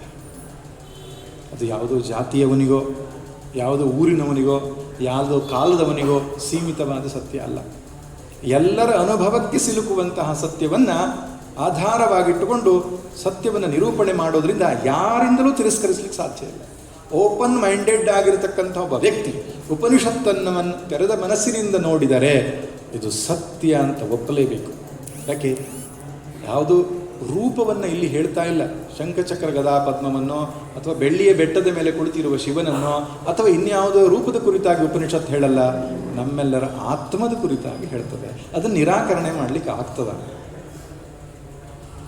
ಆದ್ದರಿಂದ ಉಪನಿಷತ್ತುಗಳಲ್ಲಿ ಈ ಪಾರಮಾರ್ಥಿಕವಾದ ಸತ್ಯವನ್ನು, ಆಧ್ಯಾತ್ಮಿಕವಾದ ವಿಚಾರಗಳನ್ನು ನಿರೂಪಿಸಲಾಗಿದೆ. ಶಂಕರ ಭಗವತ್ಪಾದರು ಅದನ್ನು ಆಧಾರವಾಗಿಟ್ಟುಕೊಂಡು ಸತ್ಯವನ್ನು ಪ್ರತಿಪಾದನೆ ಮಾಡಿದರು. ಕೆಲವೊಮ್ಮೆ ಒಂದು ಸಂದೇಹ ಬರ್ತದೆ ನಮಗೆ, ಉಪನಿಷತ್ತಲ್ಲಿ ಹೇಳಿದೆ ಅಂತ ಹೇಳಿಕೊಂಡೇ ಒಪ್ಪಿಕೊಳ್ಳಬೇಕಾ? ನಮ್ಮ ಯುಕ್ತಿಗೆ, ನಮ್ಮ ತರ್ಕಕ್ಕೆ ಯಾವ ಆಧಾರ ಅಥವಾ ಸ್ಥಾನ ಇಲ್ಲವಾ ಅಂತ. ಶಂಕರರು ಹೇಳ್ತಾರೆ, ಬೆಂಕಿ ತಣ್ಣಗಿದೆ ಅಂತ ಹೇಳಿಕೊಂಡು ಶ್ರುತಿ ಹೇಳಿದರೂ ಒಪ್ಪುವ ಹಾಗಿಲ್ಲ, ಅದಕ್ಕೆ ಬೇರೊಂದು ಅರ್ಥವನ್ನು ಮಾಡಬೇಕು ಅಂತ ಹೇಳ್ತಾರೆ. ಯಾಕಂದರೆ ಅನುಭವಕ್ಕೆ ವಿರುದ್ಧವಾಗಿ ಶ್ರುತಿ ಹೇಳಿದರು ಒಪ್ಪೋದು ಹೇಗೆ? ಅಲ್ಲ, ವೇದ ಪೂರ್ವ ಭಾಗದಲ್ಲಿ ಅತೀಂದ್ರಿಯವಾದ ವಿಷಯಗಳನ್ನು ಒಪ್ಪೋಣ, ಶ್ರದ್ಧಾ ಮಾತ್ರದಿಂದ ಒಪ್ಪಬೇಕಾಗುತ್ತೆ. ವೇದೋದ ಉತ್ತರ ಭಾಗದಲ್ಲಿ ತಿಳಿಸಿರತಕ್ಕಂತಹ ಭೂತವಸ್ತು ವಿಷಯವತ್ವಾತ್ ಅನುಭವ ಅವಸಾನತ್ವಾತ್ ಬ್ರಹ್ಮಜ್ಞಾನಸ್ಯ ನ ಧರ್ಮಜಿಜ್ಞಾಸಾಯಾಮಿಹ ಬ್ರಹ್ಮಜಿಜ್ಞಾಸಾಯಾಮ್ ಶ್ರುತ್ಯಾದಯ ಏವ ಪ್ರಮಾಣಂ ಶ್ರುತ್ಯಾದಯ ಅನುಭವಾದಯಶ್ಚ ಯಥಾಸಂಭವಂ ಇಹ ಪ್ರಮಾಣಂ. ಹೊಳೆ ನರಸಿಂಹಪುರ ಸ್ವಾಮಿಗಳು ಮತ್ತೆ ಮತ್ತೆ ಮತ್ತೆ ಈ ವಿಷಯವನ್ನು ಹೇಳ್ತಾ ಇದ್ರು. ಆದ್ದರಿಂದ ವೇದ ಪೂರ್ವದ ವಿಷಯದಲ್ಲಿ ಶ್ರುತ್ಯಾದಯ ಏವ ಪ್ರಮಾಣಂ, ಅದು ವೇದ ಉತ್ತರ ಭಾಗ ಅಂತ ವೇದಾಂತದ ವಿಷಯಕ್ಕೆ ಬಂದಾಗ ಭೂತವಸ್ತು ವಿಷಯತ್ವಾತ್, ಅದು ಈಗಾಗಲೇ ಇದ್ದುಕೊಂಡಿರುವ ವಿಷಯದ ಬಗ್ಗೆ ಮಾತನಾಡ್ತಾ ಇರೋದ್ರಿಂದ ಕೇವಲ ಶ್ರುತಿ ಮಾತ್ರ ಪ್ರಮಾಣ ಅಲ್ಲ, ಅನುಭವಾದಯ ಯುಕ್ತಿ ಮತ್ತು ಅನುಭವಗಳೂ ಇಲ್ಲಿ ಪ್ರಮಾಣ. ಹಾಗಿರೋದ್ರಿಂದ ಪ್ರಶ್ನೆ ಮಾಡಬಹುದು ನೀವು. ವೇದಾಂತದ ವಿಶೇಷತೆ ಏನಪ್ಪ ಅಂದರೆ, ನಿಮಗೆ ಏನು ಸಂದೇಹ ಬಂದರೂ ಕೂಡ ಪ್ರಶ್ನೆ ಮಾಡಲಿಕ್ಕೆ ಅವಕಾಶ ಇದೆ. ನೀನು ಪ್ರಶ್ನೆ ಮಾಡು ಅನ್ನೋ ಧರ್ಮ ಏನಾದರೂ ಇದ್ದರೆ ಸನಾತನ ಧರ್ಮ ಮಾತ್ರ, ಬೇರೆ ಎಲ್ಲೂ ನೀವು ಪ್ರಶ್ನೆ ಮಾಡಲಿಕ್ಕೆ ಅಧಿಕಾರ ಇಲ್ಲ. ಪ್ರಶ್ನೆ ಮಾಡಿದರೆ ಅದು ಬೇರೆ ಪರಿಸ್ಥಿತಿಗೆ ಹೋಗ್ತದೆ. ಇಲ್ಲಿ ಪ್ರಶ್ನೆ ಮಾಡಲಿಕ್ಕೆ ಅವಕಾಶ ಕೊಟ್ಟಿರೋದ್ರಿಂದ ಏನು ಪ್ರಶ್ನೆ ಮಾಡಿದ್ರೂ ತೊಂದರೆ ಇಲ್ಲ ಅಂತ ಆಗಿಬಿಟ್ಟಿದೆ. ಅದು ವಿಪರೀತ ಸ್ಥಿತಿ.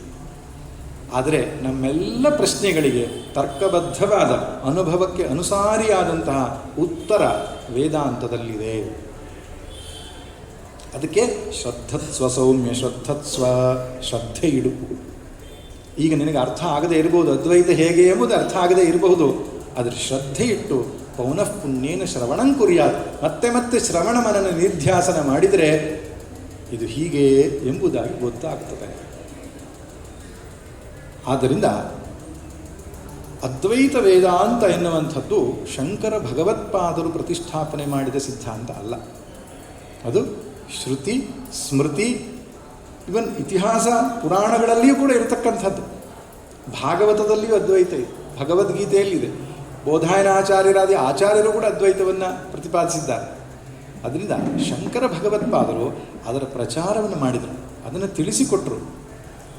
ಆದರೆ ಹೊಸದಾಗಿ ಅವರು ಕಂಡುಹಿಡಿದಂತಹ ಸಿದ್ಧಾಂತ ಅಲ್ಲ ಅದು. ಸರಿ, ಶ್ರುತಿಯಲ್ಲಿ ಹೇಗೆ ಹೇಳಿದೆ ಅದ್ವೈತವನ್ನು ಅಂತ ನೀವು ಕೇಳ್ಬೋದು. 10 ಉಪನಿಷತ್ತುಗಳು ಕೂಡ ಒಕ್ಕೊರಲಿನಿಂದ, ಏಕಕಂಠದಿಂದ ಅದ್ವೈತವನ್ನೇ ಹೇಳುತ್ತೆ. ಹೇಗೆ? ನೋಡಿ, ಶ್ರುತಿಯಲ್ಲಿ ದ್ವೈತದ ವಾಕ್ಯಗಳು ಬರಬಹುದು, ಆದರೆ ತಾತ್ಪರ್ಯವನ್ನು ಹುಡುಕಿದಾಗ ಅದ್ವೈತ ನಿಶ್ಚಯ ಆಗ್ತದೆ.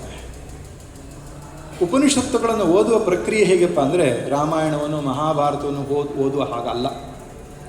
ರಾಮಾಯಣ ಮಹಾಭಾರತದಲ್ಲಿ ಅಥವಾ ಕಥೆಗೆ ಪುರಾಣಗಳಲ್ಲಿ ಒಂದು ಕಥೆ, ಅದರಲ್ಲೊಂದು ಸಂದೇಶ, ಈ ಪ್ರಕಾರವಾಗಿರ್ತದೆ.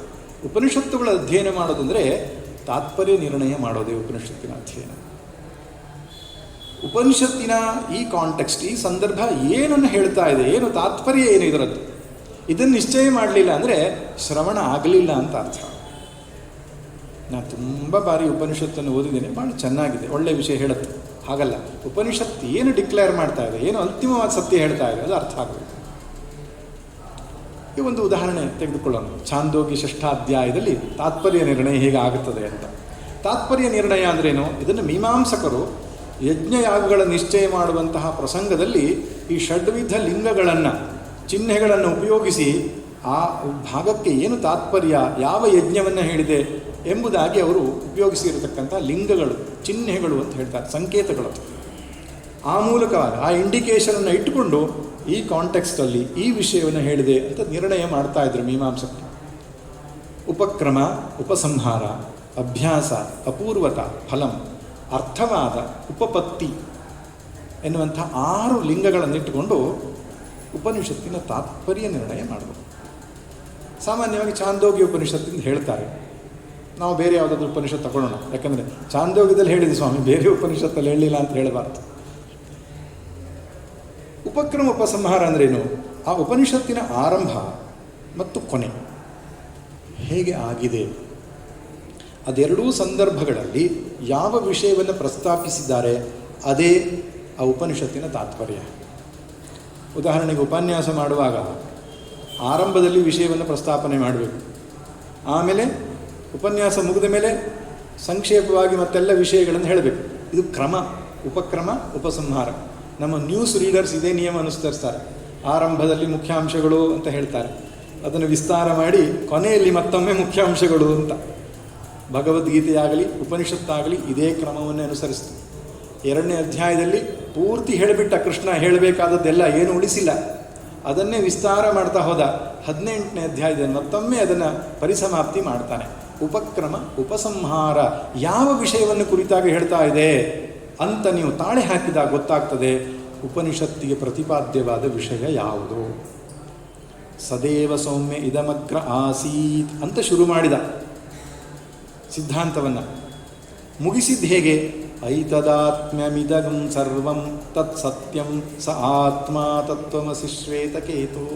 ಐತದಾತ್ಮ್ಯಮಿದಗಂ ಸರ್ವಂ, ಇದೆಲ್ಲವೂ ಆ ಪರಬ್ರಹ್ಮ ವಸ್ತುವೇ ಎಂಬುದಾಗಿ ಮುಗಿಸ್ತಾರೆ. ಇದೆಲ್ಲವೂ ಪರಬ್ರಹ್ಮ ವಸ್ತುವೇ, ಸೃಷ್ಟಿ ಪೂರ್ವದಲ್ಲಿ ಪರಬ್ರಹ್ಮ ವಸ್ತು ಒಂದೇ ಇತ್ತು ಎಂಬುದಾಗಿ ಹೇಳ್ತಾರೆ. ಅಂದರೆ ಉಪನಿಷತ್ತಿಗೆ ತಾತ್ಪರ್ಯ ಏನಪ್ಪ ಅಂದರೆ ಅದ್ವೈತವೇ ತಾತ್ಪರ್ಯ, ಎರಡಿಲ್ಲ ಎಂಬುದಾಗಿ ತಾತ್ಪರ್ಯ ಉಪಕ್ರಮ ಉಪಸಂಹಾರದಲ್ಲಿ ಗೊತ್ತಾಗುತ್ತೆ. ಇನ್ನು ಅಭ್ಯಾಸ ಅಂತ ಹೇಳ್ತಾರೆ, ರಿಪಿಟಿಷನ್, ಪುನಃ ಪುನಃ ಯಾವ ವಾಕ್ಯವನ್ನು ಹೇಳ್ತಾರೆ. ಈ ಕೆಲವರಿಗೆ ನಮ್ಮ ಹತ್ರ ಬರ್ತಾರೆ ಮಾತಾಡ್ತಾರೆ, ಅವ್ರಿಗೆ ಯಾವುದೋ ಒಂದು ವಿಷಯ ಹೇಳಬೇಕಾಗಿರ್ತದೆ. ಅವ್ರ ಮಗನು ಫಸ್ಟ್ ರ್ಯಾಂಕ್ ಬಂದಿದ್ದಾನೆ ಕಾಲೇಜಲ್ಲಿ, ಅದನ್ನು ಪುನಃ ಪುನಃ ಹೇಳ್ತಾರೆ. ಅವ್ರ ಅಪ್ಪನೂ ಭಾಳ ಬುದ್ಧಿವಂತ ಇದ್ದ, ಮಗನೂ ಅಷ್ಟೇ ಒಳ್ಳೆ ಚೆನ್ನಾಗಿ ಓದ್ತಾ ಇದ್ದ, ಪುನಃ ಪುನಃ ಆ ಟಾಪಿಕಿಗೆ ಬರ್ತಾರೆ ಅವರು. ಅಂದರ್ಥ ಅವರಿಗೆ ತಾತ್ಪರ್ಯ, ಅವರು ಹೇಳಬೇಕಾದದ್ದು ಅದನ್ನೇ ಅಂತ. ಹಾಗೆ ಒಬ್ಬೊಬ್ಬರಿಗೆ ಒಂದೊಂದು ವಿಷಯ ಹೇಳಬೇಕು ಅಂತ ಅದನ್ನು ಪುನಃ ಪುನಃ ಹೇಳ್ತಾರೆ. ಹಾಗೆ ಉಪನಿಷತ್ತು ಕೂಡ ಯಾವುದನ್ನು ತಾತ್ಪರ್ಯವಾಗಿಟ್ಟುಕೊಂಡಿದೆಯೋ ಅದನ್ನು ಪುನಃ ಪುನಃ ಹೇಳುತ್ತೆ. ಛಾಂದೋಗ್ಯ ಉಪನಿಷತ್ನಲ್ಲಿ ಮತ್ತೆ ಮತ್ತೆ ಹೇಳಿದ್ದು ಯಾವುದಪ್ಪ? ಸ ಆತ್ಮ ತತ್ವಮಸಿ ಶ್ವೇತಕೇತೋ. ಎಷ್ಟು ಸಲ ಹೇಳಿದೆ? ನವಕೃತ್ವ ಉಪದೇಶ, 9 ಬಾರಿ ಹೇಳಿದೆ. ಅಷ್ಟ ದೃಷ್ಟಾಂತಗಳಿಂದ 8 ದೃಷ್ಟಾಂತಗಳನ್ನು ಬಳಸಿಕೊಂಡು 9 ಬಾರಿ ತತ್ವಮಸಿ ಶ್ವೇತಕೇತೋ ಎಂಬುದಾಗಿ ಹೇಳಿದೆ. ಕೆಲವರು ಅದನ್ನು ಅತತ್ವಮಸಿ ಅಂತ ಹೇಳಿದ್ದಾರೆ ಅಂತ ಹೇಳ್ತಾರೆ, ಅದು ನೀನಲ್ಲ ಎಂಬುದಾಗಿ ಹೇಳಿದ್ದಾರೆ ಅಂತ. ಅದು ನೀನಲ್ಲ ಅಂತ 9 ಬಾರಿ ಹೇಳುವ ಅವಶ್ಯಕತೆ ಇಲ್ಲ. ಆದರೆ ಅವರೇನು ಹೇಳ್ತಾರೆ ಅಂದರೆ 9 ಬಾರಿ ಹೇಳಿದ್ದು ಯಾಕೆ ಅಂದರೆ ಅಷ್ಟು ಅಹಂಕಾರ ಬಂದಿತ್ತಂತೆ ಅವನಿಗೆ. ಅವನು ಗುರುಕುಲಕ್ಕೆ ಹೋಗಿ ಅಧ್ಯಯನ ಮಾಡ್ಕೊಂಡು ಬಂದು ನಾನು ದೊಡ್ಡ ಪಂಡಿತ ಅಂತ ಅಹಂಕಾರ ಬಂದಿತ್ತು, ಅದಕ್ಕೆ ಒಂದು ಸಲ ಹೇಳಿದ್ರೆ ಪ್ರಯೋಜನ ಆಗಲ್ಲ, 9 ಸಲ ಹೇಳಬೇಕಾಗಿ ಬಂತು ಅಂತ. ಇದು ತಾತ್ಪರ್ಯ ಅಂತ ಅನಿಸೋಲ್ಲ, ಇದೇನೋ ಒಂದಿಷ್ಟು ಅಡ್ಜಸ್ಟ್ಮೆಂಟ್ ಅಂತ ಅನ್ಸತ್ತೆ ಹೊರತು ಇದು ಉಪನಿಷತ್ತಿನ ತಾತ್ಪರ್ಯ ಆಗಕ್ಕೆ ಸಾಧ್ಯ ಇಲ್ಲ. ಕೆಲವರು ಅದಕ್ಕೆ ಸೇರಿದವನು ನೀನು ಅಂತ, ತತ್ ತ್ವಂ ಅಸಿಯಲ್ಲಿ ಅದಕ್ಕೆ ತಸ್ಯ ತ್ವಮಸಿ ಅಂತ ಅರ್ಥ ಮಾಡ್ತಾರೆ. ಅವನಿಗೆ ಸೇರಿದವನು, ಅವನು ಅಂಶಿ, ನೀನು ಅಂಶ ಅಂತ ಅರ್ಥ. ಅದು ಕೂಡ ತಾತ್ಪರ್ಯದಿಂದ ಹೊಂದಾಣಿಕೆ ಆಗಲ್ಲ. ಹಾಗಿರೋದ್ರಿಂದ ಅಭ್ಯಾಸವನ್ನು ನೋಡಿದಾಗ ಗೊತ್ತಾಗುತ್ತೆ ಅದ್ವೈತವೇ ಉಪನಿಷತ್ತಿನ ತಾತ್ಪರ್ಯ.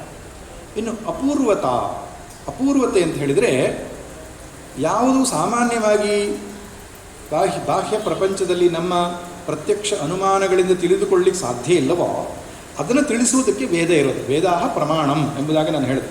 ವೇದ ಎನ್ನುವುದು ಪ್ರಮಾಣ. ನಮ್ಮ ಇಂದ್ರಿಯಗಳಿಗೆ ತಿಳಿಲಿಕ್ಕೆ ಸಾಧ್ಯ ಇಲ್ಲದೇ ಇರೋ ವಿಷಯವನ್ನು ವೇದ ತಿಳಿಸಿಕೊಟ್ಟಾಗ ಅದ್ರ ವಿಶೇಷತೆ ಇರ್ತದೆ. ನಮ್ಗೆ ಗೊತ್ತಿರೋದೇ ಅದು ಹೇಳಿಬಿಟ್ರೆ ಅದನ್ನು ಅನುವಾದ ಅಂತ ಹೇಳ್ತಾರೆ. ಈಗ ಯಾರೋ ಒಬ್ಬರು ಒಂದು ಕಾದಂಬರಿ ಬರೆದರು, ಯಾವುದೋ ಒಂದು ಊರಿನ ವರ್ಣನೆ ಮಾಡಿದರು ಆ ಕಾದಂಬರಿಯಲ್ಲಿ, ಅದು ಪ್ರಮಾಣ ಆಗಲ್ಲ. ಯಾಕೆ? ನಾನು ಹೋಗಿ ನೋಡ್ಕೊಂಡು ಬರ್ಬೋದು, ವೆರಿಫಿಕೇಷನ್ ಈಸ್ ಪಾಸಿಬಲ್. ವೇದ ಪ್ರಮಾಣ ಯಾಕೆಂದರೆ ಕ್ರಾಸ್ ವೆರಿಫಿಕೇಷನ್ ಸಾಧ್ಯ ಇಲ್ಲ, ಬೇರೆ ಇಂದ್ರಿಯಗಳಿಂದ ಸಾಧ್ಯ ಇಲ್ಲ. ಆದ್ದರಿಂದ ಅಪೂರ್ವತೆ. ಆದ್ದರಿಂದ ವೇದವು ಅಪೂರ್ವವಾಗಿ ಯಾವ ವಿಷಯವನ್ನು ಪ್ರತಿಪಾದಿಸ್ತಾ ಇದೆ ಅಂತ ನಾವು ಗಮನಿಟ್ಟು ನೋಡಬೇಕು. ವೇದ ಹೇಳುತ್ತೆ ಜೀವಬ್ರಹ್ಮ ಐಕ್ಯ ವಿಷಯದಲ್ಲಿಯೇ ಅಪೂರ್ವತೆಯನ್ನು ತೋರಿಸುತ್ತೆ. ಛಾಂದೋಗ್ಯ ಉಪನಿಷತ್ತಲ್ಲಿ ಹೇಗಪ್ಪ ಅಂದರೆ ಲವಣ ದೃಷ್ಟಾಂತದಿಂದ, ಇದನ್ನು ಗಾಂಧಾರ ಪುರುಷ ದೃಷ್ಟಾಂತ, ಲವಣ ದೃಷ್ಟಾಂತದ್ದು ಗೊತ್ತಾಗ್ತದೆ. ಮಗ, ಒಂದು ಲೋಟ ನೀರು ತಗೋ, ಸ್ವಲ್ಪ ಉಪ್ಪು ಹಾಕು, ರಾತ್ರಿ ಇಡು, ಅದನ್ನು ಬೆಳಿಗ್ಗೆ ತೆಗೆದುಕೊಂಡು ಬಾ, ನೋಡು ಉಪ್ಪು ಕಾಣಿಸ್ತದ, ಕಾಣಿಸಲ್ಲ, ಮುಟ್ಟು ನೋಡು, ಇಲ್ಲ ಉಪ್ಪು ಗೊತ್ತಾಗಲ್ಲ, ಸ್ವಲ್ಪ ನಾಲ್ಗೆ ಮೇಲೆ ಇಟ್ಟು ನೋಡು, ಹಾಂ ಉಪ್ಪು ಗೊತ್ತಾಯಿತು. ಅಂದ್ರೇನು? ಉಪ್ಪಿನ ವಿಷಯದಲ್ಲಿ, ರುಚಿಯ ವಿಷಯದಲ್ಲಿ ಹೇಗೆ ನಾಲಿಗೆಯೇ ಪ್ರಮಾಣವೋ, ಜೀವ ಬ್ರಹ್ಮ ಐಕ್ಯ ವಿಷಯದಲ್ಲಿ ಅಥವಾ ಬ್ರಹ್ಮ ವಿಷಯದಲ್ಲಿ ಶ್ರುತಿಯೇ ಪ್ರಮಾಣ. ಅಪೂರ್ವವಾದದ್ದನ್ನು ಇದು ಹೇಳ್ತಾ ಇದೆ. ಅಷ್ಟೇ ಅಲ್ಲ, ಗಾಂಧಾರ ಪುರುಷ ದೃಷ್ಟಾಂತ ಅಂತ ಒಂದು ಬರ್ತದೆ. 8 ದೃಷ್ಟಾಂತಗಳಿದೆ ಛಾಂದೋಗ್ಯದಲ್ಲಿ. ಒಂದು ಗಾಂಧಾರ ಅಂದರೆ ಅಫಘಾನಿಸ್ತಾನ, ಇವತ್ತಿನ ಅಫಘಾನಿಸ್ತಾನ, ಅವತ್ತು ನಮ್ಮ ದೇಶದ ಭಾಗ. ಗಾಂಧಾರಿ ಅಲ್ಲಿಂದೇ ಬಂದವಳು. ಒಬ್ಬ ಪುರುಷ ವ್ಯಾಪಾರಕ್ಕಂತ ಹೋಗ್ತಾನೆ ಗಾಂಧಾರ ದೇಶದವನು. ಅವನಿಗೆ ಕಳ್ಳರು ಅವನಿಗೆ ಕಣ್ಣಿಗೆ ಬಟ್ಟೆ ಕಟ್ಟಿ, ಕೈಕಾಲು ಕಟ್ಟಿ ಅವನದೆಲ್ಲ ದೋಚಿಕೊಂಡು ಹೋಗ್ತಾರೆ. ದಿಕ್ಕು ತಪ್ಪಿಸಿ ಬಿಡ್ತಾರೆ, ಭ್ರಮೆ ಉಂಟಾಗ್ತದೆ ಅವನಿಗೆ. ಒಬ್ಬ ದಾರಿ ಹೋಗ ಬರ್ತಾನೆ, ಹಿತವನ್ನು ಬಯಸುವವನು ಅವನ ಕಣ್ಣಿಗೆ ಕಟ್ಟಿದ ಬಟ್ಟೆಯನ್ನು ಬಿಚ್ಚಿ, ಕೈಕಾಲುಗಳನ್ನು ಬಿಚ್ಚಿ ಅವನ ಕರ್ಕೊಂಡು ಹೋಗಿ ಗಾಂಧಾರ ದೇಶದ ದಾರಿಯನ್ನು ತೋರಿಸ್ತಾನೆ. ಅದನ್ನು ಹೇಳಿ ಉಪನಿಷತ್ ಹೇಳುತ್ತೆ, ಆಚಾರ್ಯವಾನ್ ಪುರುಷೋ ವೇದ. ಯಾರು ಆಚಾರ್ಯನನ್ನು ಹೊಂದಿರುತ್ತಾರೋ ಅವನು ಸತ್ಯವನ್ನು ತಿಳಿದುಕೊಳ್ತಾನೆ. ಇಲ್ಲಿ ಆಚಾರ್ಯನ ಶಬ್ದದಿಂದ ಗುರು ಮತ್ತು ಶಾಸ್ತ್ರ ಉಪದೇಶವನ್ನು ತೆಗೆದುಕೊಳ್ಳಬೇಕು. ಗುರುಶಾಸ್ತ್ರೋಪದೇಶದಿಂದಲೇ ಇದು ತಿಳಿಯ ಬರತಕ್ಕದ್ದು, ಬೇರೆ ಯಾವ ರೀತಿಯಿಂದಲೂ ತಿಳಿಲಿಕ್ಕಾಗಲ್ಲ. ಕಣ್ಣಿಂದ, ಕಿವಿಯಿಂದ, ಅನುಮಾನದಿಂದಲೂ ತಿಳಿಯುವಂಥದ್ದಲ್ಲ ಆತ್ಮವಸ್ತು. ಗುರುಶಾಸ್ತ್ರೋಪದೇಶದಿಂದಲೇ ತಿಳಿಯತಕ್ಕದ್ದು. ಇದರಿಂದ ಗೊತ್ತಾಗತ್ತೆ ಅದ್ವೈತವೇ ಶ್ರುತಿಯ ತಾತ್ಪರ್ಯ. ಯಾಕೆ? ಭೇದವನ್ನು ತಿಳಿಯೋದಕ್ಕೆ ಶ್ರುತಿ ಬೇಕಾಗಿಲ್ಲ ಅಲ್ವಾ? ನಾನು ಬೇರೆ, ನೀವು ಬೇರೆ, ಜಗತ್ತು ಬೇರೆ, ಜಗತ್ತನ್ನು ಸೃಷ್ಟಿಸಿದ ಒಬ್ಬ ಪರಮಾತ್ಮ ಇದ್ದಾನೆ ಅಂತ ಅನುಮಾನ ಮಾಡೋದಕ್ಕೆ ನಾವು ಪ್ರತ್ಯಕ್ಷ ಮತ್ತು ಅನುಮಾನದಿಂದ ಒಂದು ಹಂತದಲ್ಲಿ ತೀರ್ಮಾನ ಮಾಡಬಹುದು. ಅದಕ್ಕೆ ಹೇಳ್ತಾರೆ ತಮಾಷೆಯಾಗಿ, ಒಂದು ಊರಿನಲ್ಲಿ ವಾದ ವಿವಾದ ನಡೆದಿತ್ತಂತೆ. ಒಬ್ಬ ದ್ವೈತಿ, ಇನ್ನೊಬ್ಬ ಅದ್ವೈತಿ. ದ್ವೈತಿ ಹೇಳಿದಂತೆ ಜಗತ್ತು ಸತ್ಯ, ಈಶ್ವರನು ಜಗತ್ ಸೃಷ್ಟಿಕರ್ತ, ಜೀವರ ಮಧ್ಯೆ ಭೇದ ಇದೆ, ಇದು ಸಿದ್ಧಾಂತವನ್ನು ಅವನು ಹೇಳ್ದ, ಪ್ರತಿಜ್ಞಾವಾಕ್ಯ. ಅದ್ವೈತಿ ಹೇಳ್ದ, ಇಲ್ಲ, ಇರುವುದು ಒಂದೇ ವಸ್ತು, ನೋಡುವುದೆಲ್ಲವೂ ಮಿಥ್ಯ, ಪರಮಾತ್ಮ ಮಾತ್ರ ಸತ್ಯ, ಜೀವನೇ ಪರಮಾತ್ಮ, ಇವು ತನ್ನ ಸಿದ್ಧಾಂತವನ್ನು ಹೇಳಿದ. ಆಗ ಹೇಗೆ ಅದನ್ನು ಸ್ಥಾಪನೆ ಮಾಡೋದು? ಅದ್ವೈತಿ ಹೇಳ್ತಾನಂತೆ, ನೀನು ಹೇಳಿರೋ ಸಿದ್ಧಾಂತಕ್ಕೆ ಶ್ರುತಿ ಪ್ರಮಾಣ ಬೇಕಿಲ್ಲ, ಎಲ್ರಿಗೂ ಗೊತ್ತಿದೆ ಅದು ಅನ್ನಂತ. ಹೇಗೆ ಪ್ರೂವ್ ಮಾಡ್ತೀಯ ಅಂದಾಗ, ದಾರಿ ಮೇಲೆ ಒಬ್ಬ ಸಾಮಾನ್ಯ ವ್ಯಕ್ತಿ ಹೋಗ್ತಾ ಇದ್ದ, ಕೆಲಸಗಾರ, ಇನ್ನೊಬ್ಬರ ಮನೇಲಿ ಕೆಲಸ ಮಾಡಬೇಕು ಅಂತ ಹೋಗ್ತಿದ್ದ. ಅವನು ಕರೆದಂತೆ, ಬಾ ಇಲ್ಲಿ. ಅದ್ವೈತಿ ಕರೆದ, ನೋಡಪ್ಪ ನೀನೇ ದೇವರು, ನಿಂಗೆ ದೊಡ್ಡ ನಮಸ್ಕಾರ ಅನ್ನಂತ. ಬುದ್ಧಿ, ನೀವು ದೊಡ್ಡವರು ಸ್ವಾಮಿ, ನೀವು ನನಗೆ ನಮಸ್ಕಾರ ಮಾಡಬಾರ್ದು. ನಾನು ದೇವರಲ್ಲ ಸ್ವಾಮಿ, ನಾನು ಕೆಲಸ ಮಾಡೋನು, ದೇವರು ದೊಡ್ಡವನು, ಬೇರೆಯವನಿದ್ದಾನೆ, ದೇವರು ಶಕ್ತಿವಂತ, ಸರ್ವಜ್ಞ, ಸರ್ವಶಕ್ತ, ಎಲ್ಲರನ್ನೂ ಕಾಪಾಡ್ತಾನೆ ಅನ್ನುವ ವಿಷಯ ಅವನಿಗೂ ಗೊತ್ತಿದೆ. ಅದ್ವೈತಿ ಹೇಳ್ತಾನಂತೆ, ನೀನು ಏನು ಪ್ರತಿಪಾದನೆ ಮಾಡ್ತಿದ್ಯಲ್ಲ ಅದು ಎಲ್ರಿಗೂ ಗೊತ್ತಿದೆ, ಅದನ್ನೇ ಹೇಳಲಿಕ್ಕೆ ವೇದ ಬರಬೇಕಾಗಿಲ್ಲ. ವೇದ ಏನು ಹೇಳಬೇಕು? ಅಪೂರ್ವವಾದ ವಿಷಯವನ್ನು ಹೇಳ್ತಾರೆ. ನೈವ ವಾಚಾನ ಮನಸ ಪ್ರಾಪ್ತುಂ ಶಕ್ಯೋ ನ ಚಕ್ಷುಷಾ ಅಸ್ತೀತಿ ಬ್ರುವತೋನ್ಯತ್ರ ಕಥಂ ತದುಪಲಭ್ಯತೆ. ಕೇವಲ ವೇದ ಪ್ರಮಾಣದಿಂದಲೇ ತಿಳಿಯಬರತಕ್ಕಂತಹ ಸತ್ಯ ಪರಬ್ರಹ್ಮ ವಿಷಯವಾದವು ಅಥವಾ ಪ್ರತ್ಯಗಾತ್ಮ ಬ್ರಹ್ಮ ಐಕ್ಯತ್ವ ವಿಷಯ ಅನ್ನುವಂಥದ್ದು ಕೇವಲ ಶ್ರುತಿಯಿಂದ ತಿಳಿದು ಬರುವಂಥದ್ದು. ಅದನ್ನು ಅಪೂರ್ವತೆ, ಅದನ್ನು ನೋಡಿದಾಗಲೂ ತಾತ್ಪರ್ಯ ಏನು ಅಂತ ಗೊತ್ತಾಗ್ತದೆ. ತಾತ್ಪರ್ಯ ಅದ್ವೈತದಲ್ಲೇ ಇದೆ. ಇನ್ನು ಫಲದ ವಿಷಯದಕ್ಕೆ ಬಂದಾಗ, ಹೌದು, ಸೃಷ್ಟಿಯ ಪ್ರಕರಣವೂ ಇದೆ, ಜೀವ ಪ್ರಕರಣ ಇದೆ, ಈಶ್ವರ ಪ್ರಕರಣ ಇದೆ, ಸಾಧನೆಯ ಪ್ರಕರಣಗಳಿದೆ. ಸತ್ಯೇನ ಲಭ್ಯಸ್ತಪಸ ಏಷ ಆತ್ಮ ಸಮ್ಯಜ್ಞಾನೇನ ಬ್ರಹ್ಮಚರ್ಯೇಣ, ಸಾಧನೆಯ ಬಗ್ಗೆ ಹೇಳಿದ್ದಾರೆ, ಸೃಷ್ಟಿಯ ಬಗ್ಗೆ ಹೇಳಿದ್ದಾರೆ. ಎಲ್ಲೂ ಫಲ ಹೇಳಿಲ್ಲ. ಫಲ ಯಾವುದ್ರ ಬಗ್ಗೆ ಹೇಳಿದ್ದಾರೆ? ಜೀವಬ್ರಹ್ಮ ಐಕ್ಯ ಜ್ಞಾನಕ್ಕೆ ಫಲ ಹೇಳಿದ್ದಾರೆ ಅಲ್ವಾ? ಫಲ ಎಲ್ಲಿ ಹೇಳ್ತಾರೋ ಅದು ಮುಖ್ಯವಾದ ವಿಷಯ ಅಲ್ಲ. ಮುಖ್ಯವಾದ ವಿಷಯದಲ್ಲಿಯೇ ಫಲವನ್ನು ಹೇಳ್ತಾರೆ. ನಾವೆಲ್ಲರೂ ಕೂಡ ಫಲವನ್ನು ಬಯಸುವವರು. ಆದ್ದರಿಂದ ಫಲ ಪ್ರತಿಪಾದನೆ ಆಗಿರತಕ್ಕಂತಹ ಸಬ್ಜೆಕ್ಟ್ ಯಾವುದು ಅಂತ ನಾವು ನೋಡಿದಾಗ ಎಲ್ಲ ಉಪನಿಷತ್ತುಗಳಲ್ಲಿ ಏಕತ್ವದ ವಿಷಯದಲ್ಲಿ ಫಲವನ್ನು ಹೇಳಿದ್ದು ಕಾಣಿಸುತ್ತೆ. ಅದಕ್ಕೆ ಸ್ವಲ್ಪ ದೃಷ್ಟಾಂತವನ್ನು ಕೊಡುವುದಾದರೆ, ಒಂದೇ ಉಪನಿಷತ್ ಬೇಡ, ಬೇರೆ ಉಪನಿಷತ್ತನ್ನು ಕೂಡ ನಾವು ತೆಗೆದುಕೊಳ್ಳೋದಾದರೆ, ಬ್ರಹ್ಮವಿದಾಪ್ನೋತಿ ಪರಂ ತೈತ್ರಿಯ, ಬ್ರಹ್ಮವಿತ್ ಪರಂ ಆಪ್ನೋತಿ, ಬ್ರಹ್ಮವನ್ನು ತಿಳಿದವನು ಮೋಕ್ಷವನ್ನು ಪಡಿತಾನೆ. ಇಲ್ಲಿ ಪರ ಎನ್ನುವ ಶಬ್ದಕ್ಕೆ ಮೋಕ್ಷ ಅಂತ ಅರ್ಥ. ಯಾವುದಕ್ಕೆ ಮೋಕ್ಷವನ್ನು ಹೇಳಿದೆ? ಪರಬ್ರಹ್ಮ ಜ್ಞಾನಕ್ಕೆ ಹೇಳಿದೆ. ಹಾಗಾದರೆ ಪರಬ್ರಹ್ಮ ಯಾವುದಪ್ಪ? ಸರಿ, ಒಳ್ಳೆ ಚೆನ್ನಾಗಿದೆ ನಿಮ್ಮ ಮಾತು.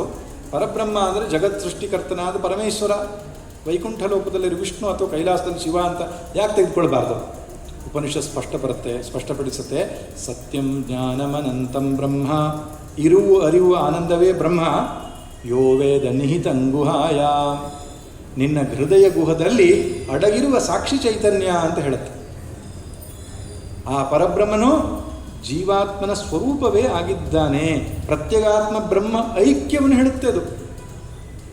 ಗುಹಾ ಎನ್ನುವ ಶಬ್ದ ಗೂಢಂ ಅಸ್ಯಾಂ ಸಾಕ್ಷಿ ರೂಪೇಣ ಬ್ರಹ್ಮ, ಬ್ರಹ್ಮನು ಸಾಕ್ಷಿ ರೂಪದಿಂದ ಇಲ್ಲಿ ಗೂಢವಾಗಿದ್ದಾನೆ, ಆದ್ದರಿಂದ ಗುಹಾ ಅಂತ ಅರ್ಥ. ಆದ್ದರಿಂದ ಯೋ ವೇದ ನಿಹಿತಂಗುಹಾಯಾಮ್ ಪರಮೇ ವ್ಯೋಮನ್, ಆ ಪರಮ ವ್ಯೋಮ್ನಿ, ಶ್ರೇಷ್ಠವಾದ ಆಕಾಶ, ಹೃದಯಾಕಾಶ, ಹಾರ್ದಾಕಾಶ ಎಂಬುದಾಗಿ ಕರೀತಾರಲ್ಲ, ಅಲ್ಲಿ ಮತ್ತು ಬೇರೆ ಏನಲ್ಲ, ಹಾರ್ದಾಕಾಶ ಅಂದರೆ ಅಂತಃಕರಣ ಅಂತ ಅರ್ಥ. ಅಂತಃಕರಣಕ್ಕೆ ಸಾಕ್ಷಿ ರೂಪದಿಂದ ಪರಮಾತ್ಮ ಇದ್ದಾನೆ ಎಂಬುದಾಗಿ ಶ್ರುತಿ ಹೇಳುತ್ತೆ. ಅದಕ್ಕೆ ಫಲ ಹೇಳುತ್ತೆ. ಯೋ ವೇದ ನಿಹಿತಂಗುಹಾಯಾಮ್ ಪರಮೇ ವ್ಯೋಮನ್ ಸೋಷ್ಣುತೆ ಸರ್ವಾನ್ ಕಾಮಾನ್ ಸಹ ಬ್ರಹ್ಮಣ ವಿಪಶ್ಚಿತೇತಿ. ಎಲ್ಲ ಬಯಕೆಗಳನ್ನು ಒಟ್ಟಿಗೆ ಅನುಭವಿಸ್ತಾನೆ ಅಂದರೆ ಅರ್ಥ ಮೋಕ್ಷ. ಮೋಕ್ಷವನ್ನು ಯಾವುದಕ್ಕೆ ಹೇಳಿದೆ? ಜೀವಬ್ರಹ್ಮ ಐಕ್ಯದ ಸಂದರ್ಭದಲ್ಲಿ ಹೇಳಿದೆ. ಹಾಗೆ ಮಹಾಂತಂ ವಿಭುಮಾತ್ಮಾನಂ ಮತ್ವಾ ಧೀರೋ ನ ಶೋಚತಿ, ಕಠೋಪನಿಷತ್ ಹೇಳುತ್ತೆ. ಮಹಾಂತಂ ದೊಡ್ಡದಾದ ವಿಭುವನ, ಆ ಪರಬ್ರಹ್ಮ ವಸ್ತುವನ್ನು ತಿಳಿದುಕೊಂಡು ಧೀರೋ ನ ಶೋಚತಿ, ಧೀರನಾದವನು ದುಃಖಿಸುವುದಿಲ್ಲ. ನಿತ್ಯೋ ನಿತ್ಯಾನಾಂ ಚೇತನಶ್ಚೇತನಾನಾಂ ಏಕೋ ಬಹೂನಾಂ ಯೋ ವಿದಧಾತಿ ಕಾಮಾನ್ ತಮಾತ್ಮಸ್ಥಂ ಏನು ಪಶ್ಯಂತಿ ಧೀರಾಃ ತೇಷಾಂ ಸುಖಂ ಶಾಶ್ವತಂ ನೇತರೇಷಾಂ. ತಮಾತ್ಮಸ್ಥಂ ಏನು ಪಶ್ಯಂತಿ ಧೀರಾಃ, ಆತ್ಮಸ್ಥನಾಗಿರುವಂತಹ ಪರಬ್ರಹ್ಮವನ್ನು ತಿಳಿದುಕೊಂಡವರಿಗೆ ದುಃಖವಿಲ್ಲ, ತಾಪತ್ರಯಗಳಿಲ್ಲ. ಯಾವುದಕ್ಕೆ ಫಲ ಹೇಳಿದೆ? ಜೀವಬ್ರಹ್ಮ ಐಕ್ಯಕ್ಕೆ ಫಲ ಹೇಳಿದೆ. ಹಾಗೆ ಉಪನಿಷತ್ತುಗಳಲ್ಲಿ ಸರ್ವಾತ್ಮ ಭಾವವನ್ನು ಕೂಡ ಹೇಳಿದೆ. ಒಬ್ಬ ಜೀವನ್ಮುಕ್ತನ ಲಕ್ಷಣವನ್ನು ಹೇಳುವಾಗ ಸರ್ವಾತ್ಮ ಭಾವವನ್ನು ಹೇಳುತ್ತೆ. ಸರ್ವಾತ್ಮ ಭಾವವು ಕೂಡ ನಮಗೆ ಅದ್ವೈತವನ್ನೇ ತೋರಿಸಿಕೊಡುತ್ತೆ. ಅಹಂ ಮನುರಭವಂ ಸೂರ್ಯ ಏತತ್ ಪಶ್ಯನ್ ಋಷಿರ್ ವಾಮದೇವ. ವಾಮದೇವ ಋಷಿಗೆ ಬ್ರಹ್ಮಜ್ಞಾನವಾದ ಮೇಲೆ ಅವನು ಹೇಳಿದಂತೆ, ನಾನೇ ಸೂರ್ಯನಾಗಿದ್ದೆ, ನಾನೇ ಮನುವಾಗಿದ್ದೆ, ನಾನೇ ಇದೆಲ್ಲವೂ ಆಗಿದ್ದೆ.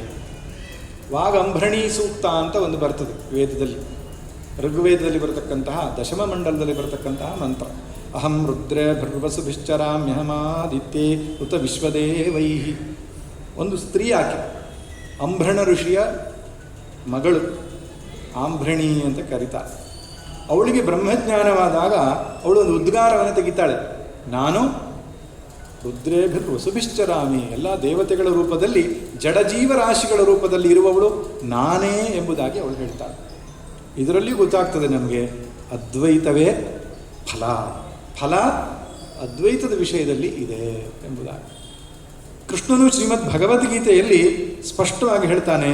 ಈ ಜೀವನ್ಮುಕ್ತಿಯ ಸಂದರ್ಭ ಬಂದಾಗ 6ನೇ ಅಧ್ಯಾಯದಲ್ಲಿ ಹೇಳ್ತಾನೆ, ಸರ್ವಭೂತಸ್ಥಮಾತ್ಮಾನಂ ಸರ್ವಭೂತಾನಿ ಚ ಆತ್ಮನಿ. ತನ್ನಲ್ಲಿ ಎಲ್ಲವನ್ನ, ಎಲ್ಲದರಲ್ಲಿ ತನ್ನನ್ನು, ಅದೊಂದು ಹೇಳಿ ಆದಮೇಲೆ ಯೋಮಾಂ ಪಶ್ಯತಿ ಸರ್ವತ್ರ ಸರ್ವಂಚ ಮೈ ಪಶ್ಯತಿ. ಎಲ್ಲೆಲ್ಲೂ ಪರಮಾತ್ಮನನ್ನು ಕಾಣುವವನು, ಪರಮಾತ್ಮನನ್ನು ಎಲ್ಲದರಲ್ಲಿಯೂ ಕಾಣುವವನು, ಪರಮಾತ್ಮನಲ್ಲಿ ಎಲ್ಲವನ್ನೂ ಕಾಣುವವನು.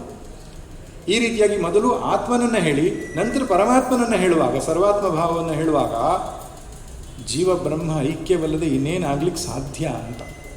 ಜ್ಞಾತ್ವಾ ಮಾಂ ಶಾಂತಿ ಮೃಚ್ಛತಿ ಮುಂತಾದ ಅನೇಕ ವಾಕ್ಯಗಳು ನಮಗೆ ಸಿಗುತ್ತೆ. ಈಶಾವಾಸ್ಯ ಉಪನಿಷತ್ತಿನಲ್ಲಂತೂ ಸ್ಪಷ್ಟವಾಗಿ ಯಸ್ಮಿನ್ ಸರ್ವಾಣಿ ಭೂತಾನಿ ಆತ್ಮನ್ಯೇವ ಅನುಪಶ್ಯತಿ ಸರ್ವಭೂತೇಷು ಚಾತ್ಮಾನಂ ತಥೋನ ವಿಜುಗುಪ್ಸತೆ. ಸರ್ವಭೂತಸ್ಥಮಾತ್ಮಾನಂ ಸರ್ವಭೂತಾನಿ ಚಾತ್ಮನಿ. ಇದು ಜೀವಬ್ರಹ್ಮ ಐಕ್ಯದ ಒಂದು ಲಕ್ಷಣ. ಅದಕ್ಕೆ ಫಲವನ್ನು ಹೇಳಿರೋದ್ರಿಂದ ಅದ್ವೈತವೇ ಶ್ರುತಿಯ ತಾತ್ಪರ್ಯ. ಉಪಕ್ರಮ ಉಪಸಂಹಾರ, ಅಭ್ಯಾಸ, ಅಪೂರ್ವತ, ಫಲಂ. ಇನ್ನು ಬರೋದು ಅರ್ಥವಾದ. ಅರ್ಥವಾದ ಅಂದರೆ ಹೊಗಳೋದು ಅಂತ ಅರ್ಥ. ಅದು ನಿಂದಾರೂಪದ ಇರುತ್ತೆ ಅರ್ಥವಾದ, ಇನ್ನು ಸ್ತುತಿ ರೂಪದ ಅರ್ಥವಾದ, ಎರಡೂ ರೂಪದ ಅರ್ಥವಾದ ಇರುತ್ತೆ. ಅದು ಯಾವ ಪ್ರಸಂಗದಲ್ಲಿ ಮಾಡಿದ್ದಾರೆ, ಯಾವುದನ್ನು ಹೊಗಳಿದೆ. ಛಾಂದೋಗ್ಯ ಷಷ್ಠಾಧ್ಯಾಯದಲ್ಲಿ ತೆಗೆದುಕೊಂಡ್ರೆ ಏನಾಶ್ರುತಂ ಶ್ರುತಂ ಭವತಿ, ಅಮತಂ ಮತಂ ಭವತಿ, ವಿಜ್ಞಾತಂ ವಿಜ್ಞಾತಂ ಭವತಿ ಅಂತ ಹೇಳ್ತಾರೆ. ಅಪ್ಪ ಹೇಳ್ತಾನೆ ಮಗನಿಗೆ, ಮಗ ಗುರುಕುಲದಲ್ಲಿ ಕಲ್ತ್ಕೊಂಡು ಬಂದಿಯಲ್ಲ, ಇದನ್ನು ಕಲ್ತ್ಕೊಂಡು ಬಂದ್ಯಾ ಅಂತ ಕೇಳ್ತಾನೆ. ಯಾವುದೊಂದನ್ನು ತಿಳಿಯುವುದರಿಂದ ಎಲ್ಲವನ್ನೂ ತಿಳಿದಂತಾಗ್ತದ, ಯಾವುದೊಂದನ್ನು ಯೋಚಿಸುವುದರಿಂದ ಎಲ್ಲವನ್ನೂ ಯೋಚಿಸ್ತಾನೆ, ಯಾವುದೊಂದನ್ನು ನೋಡೋದ್ರಿಂದ ಎಲ್ಲವನ್ನೂ ನೋಡೋದಂತಾಗ್ತದ. ಅಂದರೆ ಏಕವಿಜ್ಞಾನೇನ ಸರ್ವವಿಜ್ಞಾನಂ ಭವತಿ. ಈ ವಿಷಯವನ್ನು ನೀನು ಕೇಳಿದ್ಯಾ ಗುರುಗಳ ಬಳಿಯಲ್ಲಿ? ಕೇಳಲಿಲ್ಲ ಅಂದರೆ ಅಪ್ಪ ವಾಪಸ್ ಕಳಿಸ್ತಾನೆ ಅಂತ ಹೇಳ್ಕೊಂಡು ಶ್ವೇತಕೇತು ಹೇಳ್ತಾನೆ, ನೀನೇ ಹೇಳಿಬಿಡು, ಬಹುಶಃ ಗುರುಗಳಿಗೆ ಗೊತ್ತಿಲ್ಲ ಅಂತ ಕಾಣಿಸ್ತದೆ ಅಂತ. ನಾವು ಅದು ಗುರುಗಳ ಮೇಲೆ ಮಾಡಿರೋ ನಿಂದೆ ಅಲ್ಲ, ಆದರೆ ಅಲ್ಲಿ ಹೋಗ್ಲಿಕ್ಕೆ ಮನಸ್ಸಿಲ್ಲ, ಅಪ್ಪನೇ ಹೇಳಲಿ ಅಂತ ಹೇಳೋದು. ಅಂದರೆ ಶ್ರುತಿ ಹೊಗಳತ್ತೆ. ಯಾವ ವಿಷಯದಲ್ಲಿ? ಏಕವಿಜ್ಞಾನವನ್ನೇ ಹೊಗಳತ್ತೆ. ಮುಂಡಕೋಪನಿಷತ್ತನ್ನು ನೀವು ತೆಗೆದುಕೊಂಡ್ರೆ ಶೌನಕೋಹ ವೈ ಮಹಾಶಾಲೋಂಗಿರಸಂ ವಿಧಿವದುಪಸನ್ನಃ ಪಪ್ರಚ್ಚ. ಶೌನಕ ಅನ್ನುವಂತಹ ಶಿಷ್ಯ ಮಹಾಶಾಲ ಅನ್ನುವನಾಗಿರತಕ್ಕಂಥ ಅಂಗಿರಸರ ಬಳಿಯಲ್ಲಿ ಬಂದು ಪ್ರಶ್ನೆ ಕೇಳಿದನಂತೆ. ಏನು? ಕಸ್ಮಿನ್ನು ಭಗವೋ ವಿಜ್ಞಾತೆ ಸರ್ವಮಿದಂ ವಿಜ್ಞಾತಂ ಭವತೀತಿ. ಯಾವುದೊಂದನ್ನು ತಿಳಿಯೋದ್ರಿಂದ ಎಲ್ಲವನ್ನೂ ತಿಳಿದಂತಾಗ್ತದೋ ಎಂಬ ಸ್ತುತಿ ಏನಿದೆ, ಅದ್ವೈತದ ಪರವಾಗಿಯೇ ಸ್ತುತಿ ಇದೆ. ಇನ್ನು ದ್ವೈತ ನಿಂದೆಯನ್ನು ಅಥವಾ ದ್ವೈತ ನಿಷೇಧ ಅಂತ ಕರೆಯೋಣ. ನಿಂದೆ ಅಂತ ಕರೆದ್ರೆ ಕೆಲವರಿಗೆ ಬೇಜಾರಾಗ್ಬೋದು. ಅದನ್ನು ಶ್ರುತಿ ಮಾಡುತ್ತೆ. ನೇಹನಾನಾಸ್ತಿ ಕಿಂಚನ ಮೃತ್ಯೋಸ್ಸ ಮೃತ್ಯುಂ ಆಪ್ನೋತಿ ಯ ಇಹ ನಾನೇವ ಪಶ್ಯತಿ. ನಾನತ್ವವನ್ನು ನೋಡುವವನು, ಬೇರೆ ಬೇರೆಯಾಗಿ ನೋಡುವವನು ಮೃತ್ಯುವಿನಿಂದ ಮೃತ್ಯುವಿಗೆ ಹೋಗುತ್ತಾನೆ ಅಂತ ಹೇಳುತ್ತೆ ಶ್ರುತಿ. ಸ ಏಷ ನೇತಿ ನೇತ್ಯಾತ್ಮ. ಇದಲ್ಲ ಎಂಬ ಪ್ರಕ್ರಿಯೆಯ ಮೂಲಕವೇ ಆತ್ಮನನ್ನು ಅರಿತುಕೊಳ್ಳಬೇಕು. ಅಸ್ಥೂಲ ಮನಣು ಮಹೃಸ್ವಂ ಮುಂತಾದಂತಹ ಶಬ್ದಗಳಿಂದ ದ್ವೈತವನ್ನು ಸಂಪೂರ್ಣ ನಿಷೇಧ ಮಾಡುತ್ತೆ. ಅಲ್ಲ, ಸೃಷ್ಟಿ ಪ್ರಕ್ರಿಯೆಯನ್ನು ಹೇಳೋದ್ರಲ್ಲೇ ಅದಕ್ಕೆ ಮಹತ್ವ ಇರೋದಾದರೆ ದ್ವೈತವನ್ನು ಯಾಕೆ ನಿಷೇಧ? ಅಷ್ಟೇ ನಿಂದನೆ ಮಾಡುತ್ತೆ. ಯತ್ರ ದ್ವೈತಮೇವ ಭವತಿ ಇತರಂ ಪಶ್ಯತಿ ಉದರಮಂತರಂ ಕುರುತೆ ಅಥತಸ್ಯ ಭಯಂ ಭವತಿ. ಸ್ವಲ್ಪ ಮಾತ್ರವೂ ಭೇದವನ್ನು ನೀನು ನೋಡಿದರೆ ನಿನಗೆ ಭಯ ಉಂಟಾಗ್ತದಪ್ಪ. ಭಯದರ್ಶನದ ಮೂಲಕವಾಗಿ ದ್ವೈತ ನಿಂದನೆಯನ್ನು ಶ್ರುತಿ ಮಾಡ್ತದೆ, ದ್ವೈತ ನಿಷೇಧವನ್ನು ಮಾಡ್ತದೆ. ಯಾಕೆ? ದ್ವೈತ ಪರಮಾರ್ಥವಾಗಿದ್ದರೆ ನಿಷೇಧ ಮಾಡ್ತಿರಲಿಲ್ಲ.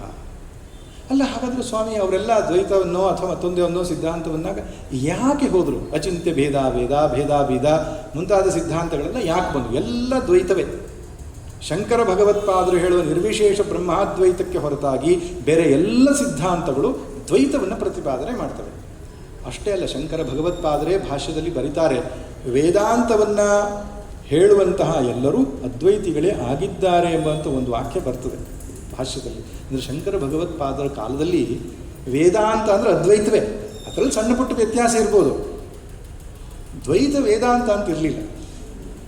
ನದನಂತರ ಬಂದು ವೇದಾಂತದಲ್ಲಿಯೂ ದ್ವೈತ 10 ಬಗೆಯ ಭಾಷ್ಯಗಳಿವೆ ಪ್ರಸಿದ್ಧವಾಗಿ, ಬ್ರಹ್ಮಸೂತ್ರದ ಮೇಲೆಯೇ ಬರೆದಿರತಕ್ಕಂಥದ್ದು. ಅದೆಲ್ಲ ಹೇಗೆ ಹುಟ್ಟುಕೊಂಡು ಅಂದರೆ ಶ್ರುತಿಯನ್ನು ಪರೀಕ್ಷೆ ಮಾಡುವಾಗ ವಿಫಲವಾಗದ್ದೇ ಅದಕ್ಕೆ ಕಾರಣ. ಮೊದಲನೇದು ಅಧ್ಯಾರೋಪ ಅಪವಾದ ದೃಷ್ಟಿ. ಇದನ್ನು ನಾವು ಇಟ್ಟುಕೊಂಡಿಲ್ಲ ಅಂದರೆ ಶ್ರುತಿಯ ತಾತ್ಪರ್ಯ ಗೊತ್ತಾಗಲ್ಲ. ಶ್ರುತಿ ಸೃಷ್ಟಿ ಪ್ರಕ್ರಿಯೆಯನ್ನು ಹೇಳುತ್ತೆ, ಹೌದು, ಕೊನೆಗೆ ನಿಷೇಧವನ್ನು ಮಾಡುತ್ತಲ್ಲ. ನಿಷೇಧ ವಾಕ್ಯವನ್ನು ಯಾಕೆ ನೀನು ನೋಡಲ್ಲ? ಬರೀ ಅಧ್ಯಾರೋಪ ವಾಕ್ಯವನ್ನು ಮಾತ್ರ ನೋಡ್ತೀಯಲ್ಲ. ಅಧ್ಯಾರೋಪ ವಾಕ್ಯವನ್ನು ನೋಡಿದಾಗ ಸೃಷ್ಟಿಕರ್ತ ಎಂಬುದಾಗಿ, ಸಗುಣ ಈಶ್ವರ ಎಂಬುದಾಗಿ ಕಾಣಿಸ್ತದೆ. ನಿಷೇಧ ವಾಕ್ಯದಲ್ಲಿ ಗೊತ್ತಾಗ್ತದೆ ನಿರ್ಗುಣ ನಿರಾಕಾರನು ಇದ್ದಾನೆ. ಅದಕ್ಕೆ ಅಧ್ಯಾರೋಪ ಅಪವಾದ ದೃಷ್ಟಿ ಬೇಕು. ಎರಡನೇದಾಗಿ ವ್ಯಾವಹಾರಿಕ ದೃಷ್ಟಿ ಮತ್ತು ಪಾರಮಾರ್ಥಿಕ ದೃಷ್ಟಿ ಬೇಕು. ಶ್ರುತಿಯನ್ನು ಪರಿಶೀಲನೆ ಮಾಡುವಾಗ ವ್ಯಾವಹಾರಿಕ ದೃಷ್ಟಿಯಿಂದ ಏನನ್ನು ಹೇಳಿದೆ, ಪಾರಮಾರ್ಥಿಕ ದೃಷ್ಟಿಯಿಂದ ಏನನ್ನು ಹೇಳಿದೆ, ಆತ್ಮನನ್ನು ಆ ಹಿನ್ನೆಲೆಯಿಂದಲೇ ನೋಡಬೇಕಾಗ್ತದೆ. ಮೂರನೇದಾಗಿ ಸಾಕ್ಷಿ ಸ್ವರೂಪದ ವಿಚಾರ. ಜೀವಾತ್ಮ ಅಂತ ಕರೆದ ತಕ್ಷಣ ಜೀವಾತ್ಮನನ್ನು, ಬ್ರಹ್ಮನಿಗೆ ಏಕತ್ವವನ್ನು, ಅಖಂಡಾರ್ಥ ಬೋಧನೆಯನ್ನು ಮಾಡುವಾಗ ಯಾವ ಜೀವಾತ್ಮನನ್ನು ತೆಕ್ಕೊಂಡಿದೆ ಶ್ರುತಿ? ಸಾಕ್ಷಿಯನ್ನು ತೆಗೆದುಕೊಂಡಿದೆ. ಸಾಕ್ಷಿಗೂ ಬ್ರಹ್ಮಕ್ಕೂ ಏಕತ್ವವನ್ನು ಹೇಳಲಿಕ್ಕಾಗುತ್ತೆ. ಈ ಜೀವಾತ್ಮನಿಗೆ ಆಗಲ್ಲ. ಕರ್ತ ಭೋಕ್ತ ಜ್ಞಾತ ಆಗಿರತಕ್ಕಂಥ ಜೀವಾತ್ಮನಿಗೂ ಪರಬ್ರಹ್ಮಕ್ಕೂ ಶ್ರುತಿ ಏಕತ್ವ ಬೋಧಿಸ್ತಾ ಇಲ್ಲ. ಗೊಂದಲ ನಿಮಗೆ ಯಾಕೆ ಆಗ್ತದೆ ಅಂದರೆ ಸಾಕ್ಷಿ ಸ್ವರೂಪವನ್ನು ನಿಶ್ಚಯ ಮಾಡೋದರಲ್ಲಿ ನಾವು ಫೇಲ್ ಆದದ್ದೇ ನಮಗೆ ಭೇದವೇ ಅಂತಿಮ ಸತ್ಯವಾಗಿ ಕಾಣುತ್ತೆ. ಯಾಕಂದರೆ ಜೀವನ ಉಪಾಧಿಗತ ಎಂಬುದಾಗಿ ಶಂಕರರು ಹೇಳಿದರೆ ಅವರು ಜೀವನ ಅಣು ಎಂಬುದಾಗಿ ಹೇಳ್ತಾರೆ. ಒಂದು ಕೂದಲನ್ನು ತೆಗೆದುಕೊಂಡು 1000 ಭಾಗ ಮಾಡಿದರೆ 1001ನೇ ಭಾಗ ಅನ್ನುವಂಥದ್ದು ಎಷ್ಟು ಸೂಕ್ಷ್ಮವಾಗಿರ್ತದೋ ಅಷ್ಟು ಸೂಕ್ಷ್ಮವಾಗಿರುವವನು ಜೀವಾತ್ಮ ಅಂತ ನಿರ್ಣಯಕ್ಕೆ ಬಂದ ತಕ್ಷಣವೇ ಭೇದ ಇಟ್ಟುಕೊಳ್ಳೇಬೇಕು. ಮೋಕ್ಷದಲ್ಲಿಯೂ ಭೇದ ಇಟ್ಟುಕೊಳ್ಬೇಕಾಗ್ತದೆ. ಅದ್ವೈತದಲ್ಲಿ ಹಾಗಿಲ್ಲ. ಜೀವ ಅನ್ನುವನು ಅವನು ಸಾಕ್ಷಿ, ಚಿದಾಭಾಸ ಪ್ರದಾನ ಮಾಡಿರುವುದರಿಂದ ಕರ್ತ ಭೋಕ್ತ ಜ್ಞಾತ ಎಂಬುದಾಗಿ ಅಹಂಕಾರವು, ಅಭಿಮಾನವನ್ನು ಪಟ್ಟುಕೊಳ್ತದೆ. ಅವನು ಜೀವ. ಅವನಿಗೆ ಸಾಕ್ಷಿಯಾಗಿರತಕ್ಕಂತಹ ಶುದ್ಧ ಚೈತನ್ಯ ವಸ್ತು ಏನಿದೆ, ಪ್ರತಿಬೋಧ ವಿದಿತಂ ಮತಂ ಅಮೃತತ್ವಂ ಹಿ ವಿಂದತೆ. ಹಾಗೆ ಸಾಕ್ಷಿ ಚೇತಾ ಕೇವಲೋ ನಿರ್ಗುಣಶ್ಚ. ಆ ಸಾಕ್ಷಿ ಸ್ವರೂಪವನ್ನು ನಿಶ್ಚಯ ಮಾಡಿದ ತಕ್ಷಣ ಅಭೇದ ಅಲ್ಲಿಯೇ ಗೊತ್ತಾಗ್ತದೆ ಅಂತ ಶಂಕರ ಭಗವತ್ಪಾದರು ಭಾಷ್ಯದಲ್ಲಿ ಬರೀತಾರೆ. ಪ್ರತಿಬೋಧ ವಿದಿತಂ ಭಾಷ್ಯದಲ್ಲಿ ಸಾಕ್ಷಿ ಸ್ವರೂಪವನ್ನು ಗೊತ್ತುಪಡಿಸಿದ ತಕ್ಷಣ ಈತನು ಸರ್ವವ್ಯಾಪಕನೋ, ಅಸಂಗನೋ, ನಿತ್ಯನೋ, ಸತ್ಯನೋ ಇವೆಲ್ಲ ತೀರ್ಮಾನಕ್ಕೆ ಬಂದುಬಿಡ್ತದೆ ಅಂತ.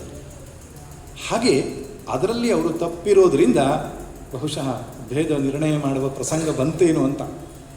ಇನ್ನೊಂದು ಸಂಗತಿ ಏನಪ್ಪ ಅಂದರೆ ಅವಸ್ಥಾತ್ರಯ ಪರೀಕ್ಷೆ. ಇದು ಅದ್ವೈತ ವೇದಾಂತಕ್ಕೆ ಗಟ್ಟಿಯಾದ ಅಡಿಪಾಯ. ಅವಸ್ಥಾತ್ರಯ ಪರೀಕ್ಷೆ. ಎಲ್ಲ ಫಿಲಾಸಫರ್ಸ್ ಕೂಡ ಜಾಗೃತಿನ ದೃಷ್ಟಿಯಿಂದ ತತ್ವವನ್ನು ಸಮೀಕ್ಷೆ ಮಾಡಿದ್ದಾರೆ. ಜಾಗೃತ ಅನುಭವವನ್ನಷ್ಟೇ ಇಟ್ಟುಕೊಂಡು ಸೃಷ್ಟಿಯನ್ನು ಅನುಭವಿಸುವ ನಾನು, ಈ ತ್ರಿಪುಟಿಯನ್ನಿಷ್ಟೇ ಇಟ್ಟುಕೊಂಡು ಸತ್ಯ ಏನು ಅಂತ ಹುಡುಕ್ಲಿಕ್ಕೆ ಹೊರಟಿದ್ದಾರೆ. ಆದರೆ ಸ್ವಪ್ನವನ್ನು, ಸುಷುಪ್ತಿಯನ್ನು ನಾವು ಪರಿಶೀಲನೆ ಮಾಡಿದಾಗ ಗೊತ್ತಾಗುತ್ತದೆ ಕಾಣುವ ಜಗತ್ತು ಪೂರ್ಣ ಸತ್ಯವಲ್ಲ, ಪಾರಮಾರ್ಥಿಕ ಸತ್ಯವಲ್ಲ. ಸ್ವಪ್ನ ಹೇಗೋ ಜಾಗೃತ್ತು ಕೂಡ ಹಾಗೆ. ಸುಷುಪ್ತಿಯಲ್ಲಿ ಅಸಂಸಾರಿಯಾದ ಆತ್ಮನಿರುವುದು ಕಾಣೋದ್ರಿಂದ ಸಂಸಾರ ಸತ್ಯವಲ್ಲ ಅಂತ ನಿಶ್ಚಯಿಸುವುದಕ್ಕೆ ಈ 3 ಅನುಭವ, ಜಾಗೃತ್, ಸ್ವಪ್ನ, ಸುಷುಪ್ತಿ, ಮಾಂಡೂಕ್ಯ, ಛಾಂದೋಗ್ಯ, ಬೃಹದಾರಣ್ಯಕ, ಕಠ ಅನೇಕ ಕಡೆಯಲ್ಲಿ ಈ ಅವಸ್ಥಾತ್ರಯದ ವಿಷಯವಾಗಿ ಪ್ರಸ್ತಾಪ ಬಂದಿದೆ. ಶಂಕರ ಭಗವತ್ಪಾದರು ಈ ದೃಷ್ಟಿಯನ್ನು ಇಟ್ಟುಕೊಂಡರು. ಅವಸ್ಥಾತ್ರಯ ಸಾರ್ವತ್ರಿಕ ಅನುಭವ ಅಂತ ಕರೀತಾರೆ ಸಚ್ಚಿದಾನಂದ ಸ್ವಾಮಿಗಳು. ಸಾರ್ವತ್ರಿಕ ಅನುಭವದ ದೃಷ್ಟಿ ಇಟ್ಟುಕೊಂಡು ನೋಡಬೇಕು, ಸತ್ಯ ಗೊತ್ತಾಗ್ತದೆ. ಹೀಗೆ ಈ ಒಂದು ಹಿನ್ನೆಲೆಯಿಂದ ಶಾಸ್ತ್ರವನ್ನು ಪರಿಶೀಲನೆ ಮಾಡದೇ ಇರೋದ್ರಿಂದ ಸ್ವಲ್ಪ ಆ ಕಡೆ ಈ ಕಡೆ ಹೋಗಿರ್ಬೋದು. ಆದರೆ ಶ್ರುತಿಯ ತಾತ್ಪರ್ಯ ಇರೋದು ಅದ್ವೈತದಲ್ಲಿ. ಎಲ್ಲಿಗೆ ಬಂದೆವು ನಾವು? ಸ್ತುತಿ, ಅರ್ಥವಾದ ವಿಷಯಕ್ಕೆ ಬಂದೆವು. ಶ್ರುತಿ ಯಾವುದನ್ನು ಸ್ತುತಿಸ್ತಾ ಇದೆ, ಯಾವುದನ್ನು ನಿಂದೆಯನ್ನು ಮಾಡ್ತಾ ಇದೆ, ಅದು ನೋಡಿದಾಗ ಗೊತ್ತಾಗುತ್ತೆ. ದ್ವೈತ ನಿಂದೆಯನ್ನು ಮಾಡ್ತಾ ಇದೆ, ಅದ್ವೈತವನ್ನು ಸ್ತುತಿಸ್ತಾ ಇದೆ. ಅದ್ವೈತವೇ ಪರಮಾರ್ಥ. ಇನ್ನು ಕೊನೆಯದಾಗಿರತಕ್ಕಂಥ ವಿಷಯ ಉಪಪತ್ತಿ ಅಂದರೆ ದೃಷ್ಟಾಂತ. ಎಕ್ಸಾಂಪಲ್ಸ್. ಯಾವ ವಿಷಯವಾಗಿ ಎಕ್ಸಾಂಪಲ್ ಕೊಟ್ಟಿದೆ ನೋಡಿ. ಛಾಂದೋಗ್ಯ ಷಷ್ಠಾಧ್ಯಾಯದಲ್ಲಿ ಮಣ್ಣು ಮಡಿಕೆ, ಚಿನ್ನ ಆಭರಣ, ಕಬ್ಬಿಣ ಉಪಕರಣ, ಉಗುರುಗತ್ತಿ, ನೇಲ್ ಕಟರ್ ಎಕ್ಸಾಂಪಲ್ ಕೊಡ್ತಾರೆ. ಹೇಗೆ ಒಂದು ಮಣ್ಣು ಅನ್ನುವಂಥದ್ದು ಮಡಿಕೆ ಕುಡಿಕೆ ಬೇರೆ ಬೇರೆ ವಿಧವನ್ನು ತಾಳುತ್ತೋ. ವಾಚಾರಂಭಣಂ ವಿಕಾರೋ ನಾಮಧೇಯಂ ಮೃತ್ತಿಕಾ ಇತ್ತಿ ಏವ ಸತ್ಯಂ. ಮೃತ್ತಿಕೆ ಮಾತ್ರ ಸತ್ಯ, ಮಡಿಕೆ ಕುಡಿಕೆ ಬರೀ ನಾಮರೂಪಗಳು. ಚಿನ್ನ ಮಾತ್ರ ಸತ್ಯ, ಆಭರಣಗಳೆಲ್ಲ ನಾಮರೂಪಗಳು. ಕಬ್ಬಿಣ ಮಾತ್ರ ಸತ್ಯ, ಉಪಕರಣಗಳೆಲ್ಲ ನಾಮರೂಪಗಳು. ಆದ್ದರಿಂದ ನಾಮರೂಪಗಳನ್ನು ಅನೃತ, ಮಿಥ್ಯಾ ಎಂಬುದಾಗಿ ಕರೆದಿದೆ, ಅಸತ್ ಎಂಬುದಾಗಿ ಕರೆದಿದೆ. ಆ ಏಕವಸ್ತುವಾದ ಪರಬ್ರಹ್ಮವನ್ನೇ ಸತ್ಯ ಎಂಬುದಾಗಿ ದೃಷ್ಟಾಂತ ರೂಪದಲ್ಲಿ ತೋರಿಸುತ್ತೆ ನಮಗೆ. ಆದ್ದರಿಂದ ಬೇರೆ ಬೇರೆ ಉಪನಿಷತ್ತುಗಳು ಕೂಡ ನಮಗೆ ಸಮಯದ ಅಭಾವ ಆದ್ದರಿಂದ ಬೇರೆ ಉಪನಿಷತ್ತುಗಳ ಪ್ರವೇಶ ಮಾಡಲಿಕ್ಕೆ ಆಗಲ್ಲ. ನೀವೇ ಪ್ರಯತ್ನ ಮಾಡಿದರೆ ಗೊತ್ತಾಗ್ತದೆ. ಉಪಕ್ರಮ ಉಪಸಂಹಾರ ಲಿಂಗಗಳನ್ನು ಹಚ್ಚಿ ನೋಡಿದಾಗ ಎಲ್ಲ ಉಪನಿಷತ್ತುಗಳಲ್ಲಿಯೂ ಇದೆ. ಉದಾಹರಣೆಗೆ ಏನು ಉಪನಿಷತ್ತು ಹೇಳಬೇಕಾದ್ರೆ ಪುನಃ ಪುನಃ ತದೇವ ಬ್ರಹ್ಮತ್ವಂ ವಿದ್ಧಿ ನೇದಂ ಯದಿದಂ ಉಪಾಸತೆ, ಆ ಬ್ರಹ್ಮವೇ ನೀನಾಗಿದ್ದೀಯಾ ಅಂತ 5 ಬಾರಿ ಹೇಳೋದು ಕಾಣಿಸುತ್ತೆ. ಹಾಗೆ ಜೀವ ಬ್ರಹ್ಮೈಕ್ಯವನ್ನು ಎಲ್ಲ ಉಪನಿಷತ್ತುಗಳು ಪ್ರತಿಪಾದನೆ ಮಾಡುತ್ತೆ. ಈಗ ಒಂದು ಪ್ರಶ್ನೆ ಬರಬಹುದು ನಮಗೆ, ಉಪನಿಷತ್ ಪ್ರತಿಪಾದನೆ ಮಾಡುತ್ತೆ ಸರಿ, ಇದನ್ನು ಒಪ್ಪೋದು ಹೇಗೆ? ಅನುಭವಕ್ಕೆ ವಿರುದ್ಧವಾಗಿದೆಯಲ್ಲ ಸ್ವಾಮಿ. ಇರುವುದು ಒಂದೇ ವಸ್ತು ಸರಿ, ಅನೇಕ ವಿಧವಾಗಿ ಕಾಣ್ತಾ ಇದೆಯಲ್ಲ, ಯಾಕೆ? ಅದನ್ನು ಹೇಗೆ ಸ್ವೀಕಾರ ಮಾಡಬೇಕು? ಆಗ ಮಾಂಡೂಕ್ಯ ಬಹಳ ದೊಡ್ಡ ಉಪಕಾರ ಮಾಡುತ್ತೆ. ಗೌಡಪಾದರು ವಿಶೇಷವಾಗಿ ಬಹಳ ದೊಡ್ಡ ಉಪಕಾರ ಮಾಡ್ತಾರೆ. ಅವರು ಹೇಳ್ತಾರೆ, ನೀನು ಕಾಣ್ತಾ ಇರುವುದರಿಂದ ಅದು ಮಿಥ್ಯಾ ಅಂತ. ನೋಡಿ, ಈ ಮಿಥ್ಯಾ ಎನ್ನುವ ಶಬ್ದ ಸರಿಯಾಗಿ ಅರ್ಥ ಮಾಡಿಕೊಳ್ಳಬೇಕು ನಾವು. ನೋಡಿ, ಒಂದು ಶಬ್ದ ಇದೆ ಸತ್ತು, ಇನ್ನೊಂದು ಶಬ್ದ ಇದೆ ಅಸತ್ತು. ಅದೆರಡು ಅಲ್ಲದ್ದು ಮಿಥ್ಯಾ ಅಂತ. ಸತ್ ಅಂದರೆ 3 ಕಾಲಗಳಲ್ಲಿಯೂ ಬಾಧವಾಗದೆ. ನಾನು ಸುಮ್ಮನೆ ಹೇಳ್ತೀನಿ, ನಿಮ್ಗೆ ಅರ್ಥ ಆಗ್ತಾ ಇದೆ ನಾನು ಎಂತ ಹೇಳ್ತಿದ್ದೇನೆ ಅಂತ. ಮತ್ತು ನಾನು ಮಾತಾಡ್ತಾ ಹೋಗೋದು ನೀವು ಶ್ರದ್ಧೆಯಿಂದ ಕೂತ್ಕೊಂಡಿರೋದಾಗಬಾರ್ದು. 3 ಕಾಲಗಳಲ್ಲಿಯೂ ಯಾವುದು ಬಾಧವಾಗೋದಿಲ್ವೋ ಅದು ಪಾರಮಾರ್ಥಿಕವಾದ ಸತ್ಯ. ಯದ್ರೂಪೇಣ ಯನ್ನಿಶ್ಚಿತಂ ತದ್ರೂಪಂ ನ ವ್ಯಭಿಚರತಿ ಇತಿ ಸತ್ಯಂ. ಶಂಕರರು ಸತ್ಯದ ಭಾಷ್ಯದಲ್ಲಿ ಹೇಳ್ತಾರೆ, ಒಂದು ಹೀಗೆ ಎಂಬುದಾಗಿ ಒಂದನ್ನು ನಿಶ್ಚಯ ಮಾಡಿದ ಮೇಲೆ ಅದು ಎಂದೂ ಬದಲಾಯಿಸದೇ ಇದ್ದರೆ ಅದು ಸತ್ಯ, ತ್ರೈಕಾಲಿಕವಾದ ಸತ್ಯ. ಇನ್ನೊಂದಿದೆ ಅಸತ್. ನನ್ನ ತಲೆಯ ಮೇಲಿರುವ ಕೊಂಬು, ಕೋಡು, ಇದು ಅಸತ್, ಅಂದರೆ ಬರೀ ಕಲ್ಪನೆ ಮಾತ್ರ. ತುಚ್ಛ ಎಂಬುದಾಗಿ ಕೂಡ ಶಾಸ್ತ್ರದಲ್ಲಿ ಕರೀತಾರೆ. ಇದಕ್ಕೆ ಇಲ್ಲದೇ ಇರುವಂಥ ವಸ್ತು. ಒಂದು ಯಾವಾಗಲೂ ಇರುವಂಥದ್ದು, ಇನ್ನೊಂದು ಬರೀ ಕಲ್ಪನೆ ಮಾತ್ರವಾಗಿರತಕ್ಕಂಥದ್ದು. 3ನೇ ಒಂದು ಸಂಗತಿ ಇದೆ, ಏನು? ಅಜ್ಞಾನ ಕಾಲದಲ್ಲಿ ಅದು ಇರುವಂತೆ ತೋರಿ ಜ್ಞಾನ ಕಾಲದಲ್ಲಿ ಬಾಧವಾಗುವಂಥದ್ದು, ಅದು ಮಿಥ್ಯಾ ಎಂಬುದಾಗಿ ಕರೆಯಲ್ಪಡ್ತದೆ. ಬಾಧ, ಮಿಥ್ಯಾ, ಅಸತ್, ಸದಸತ್.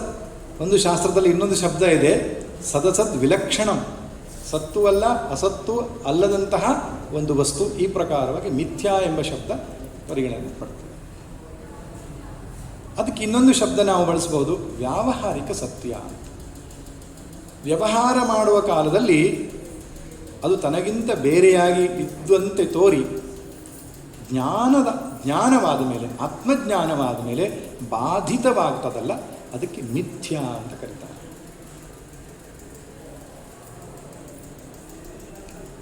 ಆರ್ತಂ, ಅಸತ್, ಅನೃತಂ ಈ ಮುಂತಾದ ಶಬ್ದಗಳಿಂದ ಮಿಥ್ಯಾ ಎಂಬುದಾಗಿ ಹೇಳಲ್ಪಟ್ಟಿವೆ.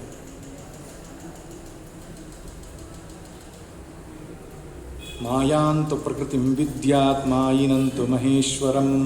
ಪರಮಾತ್ಮನಿಗೆ ಮಾಯಿ ಎಂಬುದಾಗಿ ಕರೆದಿದ್ದಾರೆ. ಹೇಗೆ ಮಾಯಾವಿ ಒಬ್ಬನು ಮಾಯಾ ಪ್ರಪಂಚವನ್ನು ತನ್ನಲ್ಲಿ ಹರಡಿಕೊಳ್ತಾನೋ, ಹಾಗೆ ಆ ಪರಮಾತ್ಮನು ತಾನೊಬ್ಬನೇ ಇದ್ದುಕೊಂಡು ಜಗದ್ರೂಪದಲ್ಲಿ ಅಭಿವ್ಯಕ್ತವಾಗಿದ್ದಾನೆ. ಇದಕ್ಕೆ ಪ್ರಮಾಣ ಯಾವುದು? ಪುರುಷ ಸೂಕ್ತದಲ್ಲಿ ಹೇಳ್ತಾನೆ, ಅಜಾಯಮಾನೋ ಬಹುಧಾ ವಿಜಾಯತೆ ಇಂದ್ರೋ ಮಾಯಾಭಿ ಪುರುರೂಪ ಈಯತೆ. ಇಂದ್ರನು ಅಂದರೆ ಪರಮಾತ್ಮನು ಮಾಯೆಯಿಂದ ಬಗೆ ಬಗೆಯಾಗಿ ತೋರ್ತಾ ಇದ್ದಾನೆ. ನೀವು ಹಗ್ಗದಲ್ಲಿ ಹಾವನ್ನು ಕಾಣುವಾಗ ಅಜ್ಞಾನ ಕಾಲದಲ್ಲಿ ಹಾವೆಂಬುದಾಗಿ ಕಂಡರೂ ಜ್ಞಾನದ ಕಾಲದಲ್ಲಿ ಅದು ಹಗ್ಗ ಎಂಬುದಾಗಿಯೇ ಹೇಗೆ ಗೊತ್ತಾಗ್ತದೋ, ಅಜ್ಞಾನ ಕಾಲದಲ್ಲಿ ತನಗಿಂತ ಹೊರತಾದಂತಹ ನಾಮರೂಪಾತ್ಮಕವಾದ ಬಿಡಿಯಾದ ಪ್ರಪಂಚ ಪರಮಾತ್ಮಗಿಂತ ಭಿನ್ನವಾಗಿ ಕಂಡದ್ದು ಜ್ಞಾನ ಕಾಲದಲ್ಲಿ ಪರಮಾತ್ಮನೇ ಇದೆಲ್ಲವೂ ಆಗಿ ಕಾಣುವಂಥದ್ದು. ಅಜ್ಞಾನ ಕಾಲದಲ್ಲಿ ಸತ್ಯವೆಂಬುದಾಗಿ, ಸ್ವತಂತ್ರ ಎಂಬುದಾಗಿ ಯಾವ ವ್ಯಾವಹಾರಿಕ ಪ್ರಪಂಚ ತೋರ್ತದೋ ಅದಕ್ಕೆ ಮಿಥ್ಯಾ ಎಂಬುದಾಗಿ ಹೇಳ್ತಾರೆ. ಬೆಸ್ಟ್ ಎಕ್ಸಾಂಪಲ್ ಮಾಂಡೂಕ್ಯಕಾರರು ಕೊಡ್ತಾರೆ, ಸ್ವಪ್ನ ಪ್ರಪಂಚ. ಸ್ವಪ್ನ ನನ್ನದೇ ನಿದ್ರಾಶಕ್ತಿಯಿಂದ ನಾನು ಕಲ್ಪಿಸಿಕೊಂಡಂತಹ ಪ್ರಪಂಚ. ಕೆಲವರು ಹೇಳ್ತಾರೆ ಜಾಗೃತಿಗೂ ಸ್ವಪ್ನಕ್ಕೂ ತುಂಬ ವ್ಯತ್ಯಾಸ ಇದೆ ಸ್ವಾಮಿ. ಏನು ವ್ಯತ್ಯಾಸ ಇಲ್ಲ, ಎರಡೂ ಒಂದೇ ತೆರನಾದ ಅನುಭವ. ಅಲ್ಲಿಯೂ ಸುಖ ದುಃಖಗಳಾಗತ್ತೆ, ಅಲ್ಲಿಯೂ ವಸ್ತುಗಳು ಮೂರ್ತ ರೂಪದಲ್ಲಿಯೇ ನಮ್ಮ ಮುಂದೆ ಅಭಿವ್ಯಕ್ತ ಆಗತ್ತೆ, ಎಲ್ಲ ಅನುಭವಗಳಾಗತ್ತೆ, ಕಾಲ ದೇಶದ ಅನುಭವಗಳಾಗ್ತದೆ. ಜಾಗೃತಿನಲ್ಲಿಯೂ ಹಾಗೆ ಆಗ್ತದೆ. ಆದರೆ ಒಂದನ್ನು ಸುಳ್ಳು ಅಂತ ಹೇಳಿ ಇನ್ನೊಂದನ್ನು ಸತ್ಯವಂತ ಹೇಳೋದಕ್ಕೆ ನಮಗೇನು ಪ್ರಮಾಣ ಇದೆ?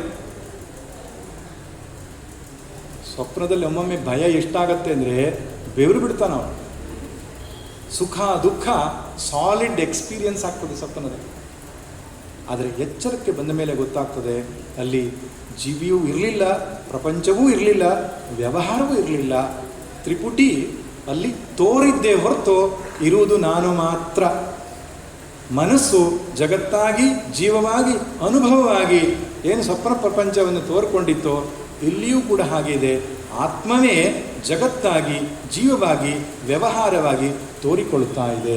ಮೈಯೇವ ಸಕಲಂ ಜಾತಂ ಮೈ ಸರ್ವಂ ಪ್ರತಿಷ್ಠಿತಂ ಮೈ ಸರ್ವಂ ಲಯಂ ಯಾತಿ ತದ್ ಬ್ರಹ್ಮಾದ್ವಯಮಸ್ಮಿ ಅಹಂ. ಇದು ಪರಮಾರ್ಥ ದೃಷ್ಟಿಯಲ್ಲಿ ಗೋಚರವಾಗ್ತಕ್ಕಂಥ ವಿಷಯ. ವ್ಯಾವಹಾರಿಕ ದೃಷ್ಟಿಯಲ್ಲಿ ಜಗತ್ತು ಸತ್ಯವೇ, ಜಗತ್ತಿನ ವ್ಯವಹಾರವೂ ಸತ್ಯ. ಪಾರಮಾರ್ಥಿಕ ದೃಷ್ಟಿ ಇಟ್ಟುಕೊಂಡು ನೋಡಿದಾಗ ಈ ಜಗತ್ತೆಲ್ಲವೂ ಆ ಪರಬ್ರಹ್ಮನಲ್ಲಿ ಉಂಟಾಗಿರತಕ್ಕಂತಹ ತೋರಿಕೆ, ಹಗ್ಗದಲ್ಲಿ ಹಾವು ತೋರುವ ಹಾವು. ಇದನ್ನು ಸ್ಪಷ್ಟವಾಗಿ ಮಾಂಡೂಕ್ಯದಲ್ಲಿ ವೈಧತ್ಯ ಪ್ರಕರಣ ಹಾಗೂ ಅದ್ವೈತ ಪ್ರಕರಣ ಎರಡು ಪ್ರಕರಣದಲ್ಲಿ ಲಾಜಿಕಲಿ ಶ್ರುತಿವಾಕ್ಯಗಳನ್ನು ಹೆಚ್ಚು ಬಳಸದೆ ಕೇವಲ ತರ್ಕಬದ್ಧವಾದ ಯುಕ್ತಿಗಳಿಂದ, ಅನುಭವಗಳಿಂದ ಸಾಬೀತು ಮಾಡಿದ್ದಾರೆ ಶಂಕರ ಭಗವತ್ಪಾದರ ಪರಮಗುರುಗಳಾದ ಗೌಡಪಾದಾಚಾರ್ಯ. ಮಾಯಾ ಮಾತ್ರಮಿದಂ ದ್ವೈತಂ ಅದ್ವೈತಂ ಪರಮಾರ್ಥತಃ. ಈಗ ಒಂದು ಪ್ರಶ್ನೆ ಬರ್ತದೆ ನಮಗೆ, ಹಾಗಿದ್ರೆ ಇದೆಲ್ಲವೂ ಮಾಯೆ, ಇದೆಲ್ಲವೂ ತೋರಿಕೆ, ಪರಮಾರ್ಥಿಕವಾದ ಬ್ರಹ್ಮವಂದೇ ಸತ್ಯ ಅಂತಾದರೆ ನಾವು ಮಾಡುವ ಪೂಜೆ, ನಾವು ಮಾಡತಕ್ಕಂಥ ಪುನಸ್ಕಾರ, ನಾವು ಮಾಡುವಂತಹ ಧ್ಯಾನ ಅಥವಾ ಈ ಸೃಷ್ಟಿ ಪ್ರಕ್ರಿಯೆ ಇದೆಲ್ಲ ಯಾಕೆ ಅಂತ. ಸೃಷ್ಟಿ ಪ್ರಕ್ರಿಯೆ ಎರಡು ಮುಖ್ಯ ಉದ್ದೇಶ ಇದೆ. ಒಂದು, ಆತ್ಮನನ್ನು ತೋರಿಸಿಕೊಡುವುದಕ್ಕಾಗಿ ಸೃಷ್ಟಿ ಅವಶ್ಯಕತೆ ಇದೆ. ಎರಡನೇದು, ಉಪಾಸನೆಯನ್ನು ಮಾಡಿ ಅಂತಃಕರಣವನ್ನು ಶುದ್ಧಿ ಮಾಡಿಕೊಳ್ಳುವುದಕ್ಕಾಗಿ ವ್ಯಾವಹಾರಿಕ ಸತ್ಯತ್ವವನ್ನು ನಾವು ಒಪ್ಪಬೇಕಾಗ್ತದೆ. ಆದ್ದರಿಂದ ವ್ಯಾವಹಾರಿಕ ಸತ್ಯ ಅನ್ನುವಂಥದ್ದು ಇದೆ. ಅಜ್ಞಾನ ಕಾಲದಲ್ಲಿ ವ್ಯವಹಾರ ಸತ್ಯವನ್ನು ಒಪ್ಪಿಕೊಳ್ಬೇಕು. ಪ್ರಾಕ್ ಬ್ರಹ್ಮಜ್ಞಾನಕ್ಕಿಂತ ಮುಂಚೆ ಜಗತ್ ಮಿಥ್ಯಾ ಅಂತ ಹೇಳಬಾರದು ಅಂತ. ವ್ಯಾವಹಾರಿಕ ಸತ್ಯ ಇದೆ. ಬ್ರಹ್ಮಜ್ಞಾನವಾದ ಮೇಲೆ ಗೊತ್ತಾಗ್ತಕ್ಕಂಥದ್ದು ಇರುವ ಒಂದೇ ವಸ್ತು ಎರಡಾಗಿ ತೋರುತ್ತಿದೆ. ಇರುವ ಒಂದೇ ವಸ್ತು ಎರಡಾಗಿ ತೋರುತ್ತಿದೆ. ತೋರುವುದು ಅವನೇ ಹೀಗೆಂಬುದಾಗಿ ನಿಶ್ಚಯ ಆಗುತ್ತದೆ.